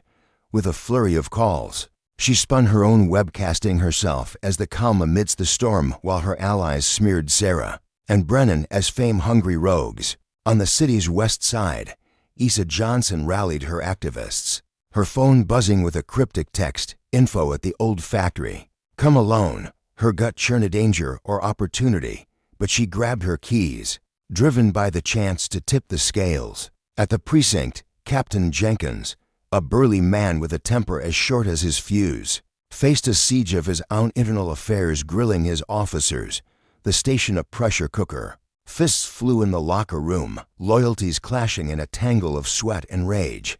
Jamal, watching the news unfold, felt hope and dread collide. Camera crews camped outside his door, and an old friend's sudden visit left him uneasy upon. He feared, in a game too vast to fathom. As the day wore on, the city held its breath. Schools emptied, shops bolted shut, and a hush fell over the streets, thick with anticipation. In a drab apartment on the outskirts, Sarah and Brennan hunched over laptops, their fingers racing to compile years of evidence witness accounts, financial trails, Bodycam clips, a mosaic of corruption, so damning it could topple giants. If we drop this, Brennan rasped, his throat raw, there's no turning back. You ready? Sarah met his gaze, her resolve ironclad. I swore to uphold justice, she said. It's time I met it. As they worked, the TV blared Hawkins at a press conference, her voice smooth as she branded them liars, her lies a velvet glove over an iron fist. Emily, monitoring ex-posts, gasped, she's burying us, she said, her hands shaking. But Sarah and Brennan pressed on, their fight a beacon in the dark, a testament that power, when twisted, met its match in those brave enough to demand its reckoning. As the city trembled under the weight of mounting tension, the air grew thick with anticipation and dread. Marcus Thompson, a judge who had long wrestled with the shadows of his own conscience, stood in the dimly lit safe house alongside Brennan, a seasoned police officer whose weathered face bore the scars of countless battles, and Sarah, a tech-savvy idealist whose hands trembled faintly with both fear and resolve. The trio had uncovered a festering wound of corruption that ran deep through the city's veins, and now they were poised to rip it open for all to see. Outside, the streets buzzed with restless energy protesters' chants clashing with the sharp commands of riot police, while the faint hum of helicopters sliced through the evening sky. People are buying into it, Marcus muttered, his voice low but laced with urgency as he peered out the window at the flickering lights of a city on the brink. We need to act fast before it's too late. Just then, Brennan's police radio erupted into life, a chaotic burst of static and fragmented codes spilling into the room. His brow furrowed as he listened intently, decoding the cryptic messages with the precision of a man who'd spent years navigating the underbelly of law enforcement. They're mobilizing units across the city, he said, his tone grim, almost swallowed by the darkness that had settled over them as night fell. They're bracing for riots. The weight of his words hung heavy in the air, a stark reminder that their plan to unveil the truth could ignite a fire they might not be able to control. Yet, retreat was no longer an option for Marcus, whose heart thudded with the conviction that justice demanded sacrifice, nor for Brennan, whose steely resolve masked a flicker of doubt about the chaos they were unleashing, nor for Sarah, who clung to the hope that exposing the rot could somehow heal it. Downtown, the streets had morphed into a battlefield. Protesters, their faces streaked with sweat and defiance, hurled shouts and makeshift projectiles at lines of riot police clad in gleaming armor, their shields reflecting the orange glow of streetlights. Tear gas clouded the air, stinging eyes and lungs, while social media erupted into a frenzied storm of hashtags, videos, and desperate pleas for action. Rumors swirled like wildfire. Some claimed the mayor was complicit. Others whispered of shadowy figures pulling strings behind the scenes. In the mayor's office, Linda Hawkins sat rigid behind her polished desk, her manicured fingers drumming an anxious rhythm as an aide delivered a chilling update. Someone's gotten hold of sensitive documents, the aide stammered, his voice barely above a whisper. They tie half the council to cover-ups at the old factory, years of it. Linda's stomach twisted, a cold sweat prickling her skin. She'd spent decades crafting an image of unassailable authority, but now that facade was cracking, and the truth threatened to bury her. Meanwhile, beneath the skeletal remains of the abandoned factory, Issa Johnsona, tenacious journalist with a fire in her eyes, met her informant in a pool of shadow, cast by a flickering street lamp. The young officer, barely out of his 20s, stood before her, his uniform rumpled and his hands trembling as he clutched a flash drive like it was a live grenade. "This goes deeper than you can imagine," he rasped, his voice quaking with the weight of what he'd seen. His eyes darted nervously, scanning the empty lot as if expecting betrayal to leap from the darkness. "It's not just the factory, it's the whole system." Before Issa could press him further, he thrust the drive into her hands and melted into the night, leaving her alone with a ticking bomb of evidence and a gnawing sense of dread. She clutched the drive tightly, her mind racing with the implications. This wasn't just a story anymore. It was a war. Back at the safe house, Marcus, Brennan, and Sarah huddled over a tangle of cables and equipment, their faces illuminated by the soft glow of a laptop screen. They'd made a bold decision to bypass the gatekeepers of traditional media and livestream their findings directly to the people. As Sarah adjusted the camera with meticulous care, Marcus felt a pang of uncertainty twist in his gut. Was he leading them into salvation or ruin? Could the truth truly liberate? Or would it only fan the flames of violence already licking at the city's edges? He glanced at Brennan, whose jaw was set in quiet determination, and at Sarah, whose youthful optimism shone through the exhaustion in her eyes. Then he thought of the countless other whistleblowers, the families, the forgotten who'd risked everything to bring them this far. There was no turning back now. Taking a steadying breath, he nodded to Sarah. "We're ready," he said, his voice firm despite the storm raging within him. The live stream flickered to life, and across the city, thousands tuned in cramped living rooms and on bustling street corners. From the glow of smartphones to the towering screens of Times Square, people watched with bated breath, their hearts pounding in unison. Marcus stepped into the frame, his presence commanding yet burdened, and faced the camera. "My fellow citizens," he began, his voice cutting through the digital ether with a clarity that belied the chaos around him. "What I'm about to share will shake the very foundations of our city. But we can't hide from the truth any longer. It's time for justice to rise." As he spoke, the tension in the streets swelled to a breaking point. In the mayor's office, Linda Hawkins stared at the screen, her carefully constructed world unraveling with every word. On the streets, protesters and police paused mid-clash, their eyes drawn to the nearest screens, captivated by the promise of revelation. In a modest apartment on the west side, Jonal Thompson sat with his family, his weathered hands clasped tightly as tears carved silent paths down his cheeks. A man who'd spent years drowning in the guilt of his own silence. He now saw a glimmer of redemption flickering in Marcus's words. The judge was laying bare the injustices that had festered for decades, corruption that had crushed families like his beneath its heel. But as hope stirred in Jonal's chest, a shadow loomed outside, a sleek black car idling across the street, its tinted windows hiding watchful eyes. The truth was breaking free, but at what cost? The city held its breath, teetering on the edge of transformation or collapse, knowing that Marcus's words were rewriting its story in real time. Yet, just as the first explosive revelations hit the airwaves, the feed went dark. A collective gasp rippled through the city as screens blinked out, plunging viewers into confusion and fear. In the safe house, Sarah's hands flew across the keyboard, her voice rising in panic. "We've been hacked. Someone's trying to shut us down."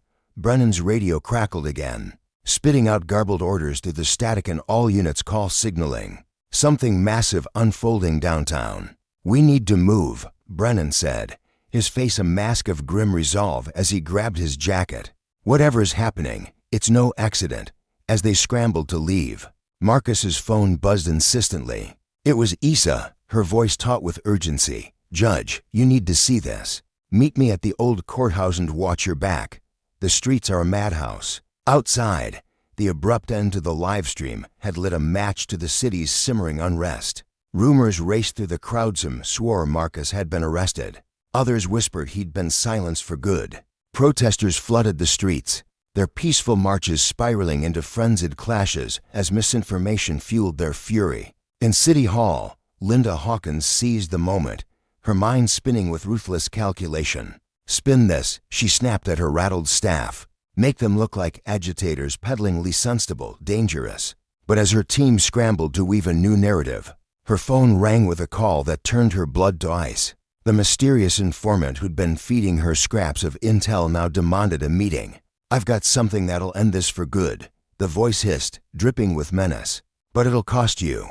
Meanwhile, Jonal Thompson found himself thrust into an unwelcome spotlight.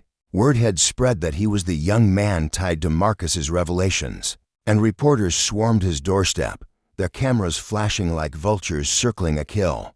But it wasn't just the press watching a pair of shadowy figures in that black car. Track his every move, their intentions cloaked in silence. Across town, Marcus, Brennan, and Sarah waded through the chaos, stunned by the scale of the uprising their truth had sparked. What began as scattered protests had swelled into a citywide reckoning, with demonstrators and police locked in tense standoffs at every major crossing. The air reeked of tear gas, and the roar of helicopters drowned out the cries below. "This isn't what we wanted," Marcus said, his voice thick with regret as he surveyed the destruction. "We sought justice, not war." When they reached the old courthouse, Issa greeted them with a face etched in worry, her breath uneven from running. "You won't believe this," she said, ushering them into the cavernous hall where a group of young hackers hunched over laptops, their fingers dancing across keys. One of them, a weary kid with tired eyes, spoke up. "We intercepted Chattersamines planting fake evidence to frame your investigation as a sham. They're going to bury everything you've done." The words landed like a sledgehammer, shattering the fragile hope they'd clung to. "There's more," Issa added, her voice dropping to a whisper. "We think we know who's pulling the strings, and it's worse than you imagine." Before she could finish, glass shattered somewhere in the building, the sound sharp and ominous. Outside, a masked group approached, their strides purposeful and hostile. "We need to move," Brennan barked, his cop instincts flaring as he scanned for an exit. But as they turned, smoke began seeping from the rear of the courthouse. Had set afire. Trapped between the advancing mob and the growing blaze, Marcus and Brennan locked eyes. A silent pact forged in the heat of the moment. They'd ignited this fight for justice, and now they'd face its consequences, no matter how dire. As the smoke thickened and shouts closed in, they stood at a crossroads not just of survival, but of morality. The truth they'd bled for hung by a thread, and with enemies tightening their grip, the next move would decide not only their fates, but the soul of their fractured city. In the distance, sirens wailed, and the crackle of flames grew louder, a relentless reminder that justice, once unleashed, demanded a price few could foresee. The air hung heavy with tension as the group navigated the twisting corridors of the smoky halls, a labyrinthine building cloaked in shadows and the faint scent of decay. Ass's phone vibrated sharply against his hip, cutting through the muted chaos of their hurried steps. He fumbled it out, his heart racing as he saw the name flashing on the screen, Jamal. The voice that crackled through was low, urgent, laced with a tremor of fear. "It's the guys in the black car," Jamal whispered, his words tumbling over one another. "They're feds. They say they can get us out of this mess, but we've got to move, Asa froze, his breath catching as he relayed the message to the others. Suspicion flickered in their eyes, a silent debate raging in the dim light. Marcus, with his steady gaze, clenched his jaw, weighing the gamble.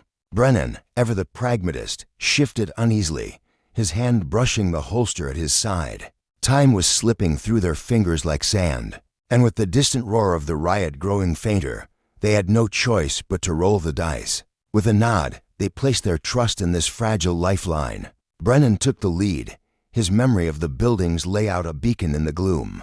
They descended into the musty tunnels beneath, the air growing thick and stale, clinging to their skin like a second layer. The clamor of the world above faded into an eerie stillness, replaced by the rhythmic thud of their boots against cracked concrete and the uneven rasp of their breathing. Each step echoed with purpose, but beneath it lurked a gnawing uncertainty. Were they walking into salvation or a trap? Meanwhile, across the city, Mayor Linda Hawkins paced the polished floor of her office, her heels clicking a staccato rhythm against the hardwood. Her phone was pressed to her ear, her voice a venomous hiss as she barked orders into the void. "I don't care what you have to deafen them, silence them, end this now." Her face was a mask of fury, but beneath it, A thread of desperation unraveled. She had spent years building her empire of influence, brick by meticulous brick. Yet now it trembled on the edge of collapse. What she didn't know she couldn't fathom was that the very people she trusted to guard her secrets had turned against her. For months, her staff had been piecing together a damning mosaic of her corruption, their resolve hardened by the courage of Marcus and Brennan. In the quiet of late nights, they'd whispered their plans, their hands trembling as they photocopied documents and hid files, driven by a flicker of hope that justice might finally prevail. Down in the depths, the group pushed forward until the tunnel spat them out into the cavernous shell of an abandoned subway station.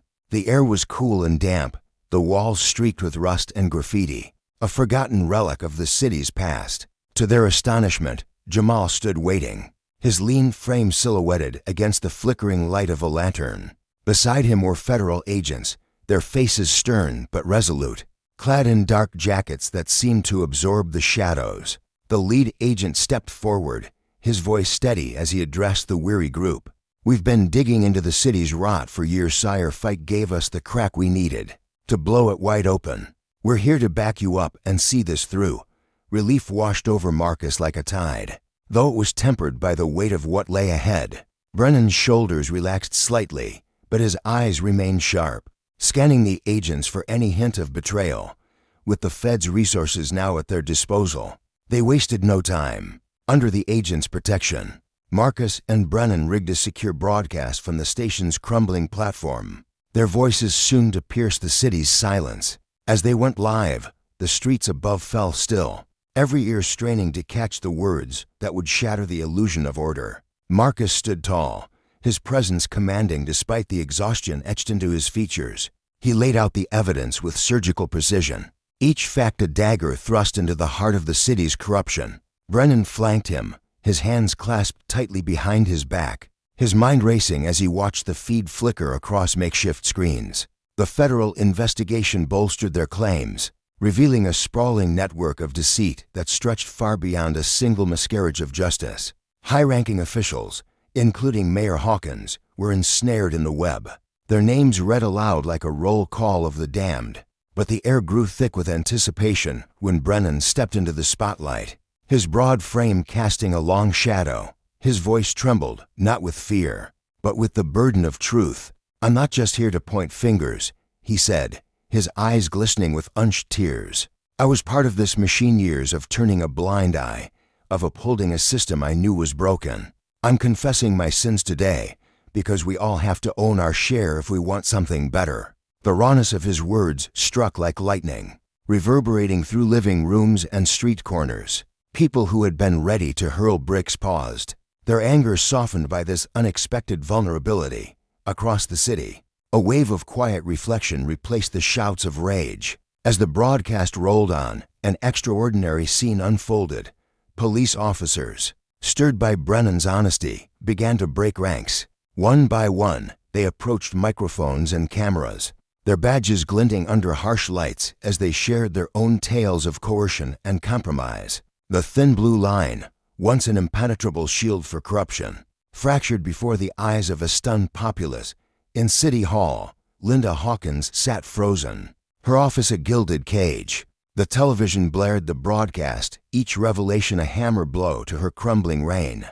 Her staff, once loyal shadows, now stood against her, presenting folders of evidence to stone-faced investigators who had stormed her sanctuary. Her phone, once a lifeline to power, lay silent on her desk, abandoned by allies who had vanished into the night. The final blow came when Marcus unveiled the keystone of their case, documents tying wrongful convictions to a lucrative scheme of for-profit prisons and backroom payoffs. The scale of it was breathtaking, tendrils of greed snaking up to the State House itself. As the feed cut to black, a hush blanketed the city, the riots stilled by the weight of what had been revealed. In homes and bars, people gathered, their faces a mix of shock and dawning realization, grappling with a truth too vast to fully comprehend. Days later, the fallout began in earnest. Arrests swept through the city like a storm. Resignations piled up on desks, and politicians scrambled to voice promises of reform. Marcus and Brennan emerged as reluctant iconsuros to some, Traitors to others, but they knew the battle was far from won. A week after the broadcast, during a packed public forum on police reform, they took the stage once more. The crowd buzzed with anticipation, a sea of faces reflecting hope, fury, and everything in between. Then a young woman rose from her seat, her hands trembling as she clutched a worn photograph. "I'm the daughter of a man locked away for 20 years for a crime he didn't commit," she said, her voice quavering but resolute. "Your bravery pushed me to dig into his cassette, found proof he's innocent. And it points right back to the people you've named." The room fell silent, the air charged with the gravity of her words. Marcus felt a lump rise in his throat, his chest tightening as he met her gaze. This wasn't the end, it was a spark, igniting a fire that would burn far beyond their reach. Brennan clapped a hand on his shoulder, his grim smile a silent vow. "Ready for round two?" he asked, his tone laced with determination. Marcus nodded, the weight of duty pressing down on him, yet buoyed by a fragile glimmer of possibility. "Let's get to work," he replied, stepping off the stage into a crowd that roared with both support and dissent. The door to justice had been flung open, and there was no turning back. In the weeks that followed, the city became a crucible of change. Marcus Thompson, stripped of his judgeship by the scandal, poured his soul into righting past wrongs. He set up a volunteer legal clinic in a cramped storefront, its walls lined with files and its tables crowded with law students and gray-haired attorneys. The work was grueling, nights spent poring over faded transcripts, days spent chasing leads that often led nowhere. Each exoneration, though, was a victory that mended a small piece of the city's fractured spirit. Brennan, meanwhile, faced a colder reality. At the precinct, he was a pariah, his locker defaced with scrawled insults. His presence met with icy stares, yet a handful of officers, moved by his stand, gravitated toward him. Together, they pushed for reform from the incitibiter training, outreach to the neighborhoods they'd once patrolled with suspicion, a fierce intolerance for the old ways. Issa Johnson, a fiery grassroots organizer, saw her movement swell into a force of nature. She bridged divides with town halls where cops and residents sat side by side, their voices raw but earnest. Jamal Thompson, once a casualty of the system, found his voice, speaking to kids in school gyms and community centers, his story a beacon for second chances. His sister, ignited by his redemption, enrolled in law school, her eyes fixed on a future where she could fight for the voiceless. The city itself began to shift, its new mayoral woman elected on a wave of outrage and hope, working tirelessly with Marcus and Brennan. Body cameras became standard issue, their lenses a quiet promise of accountability. An independent board rose to tackle misconduct claims while community policing took root. Officers and residents planting gardens and painting murals together, but the path was jagged. Some residents, scarred by decades of betrayal, scoffed at the olive branches extended by police. Veteran cops grumbled, clinging to traditions they saw as under siege. A botched case, marred by lost evidence, fueled cries that reform weakened the city's safety. Budget cuts loomed like storm clouds, threatening to drown ambitious plans. Through it all, Marcus and Brennan held fast, their partnership a testament to the slow grind of progress.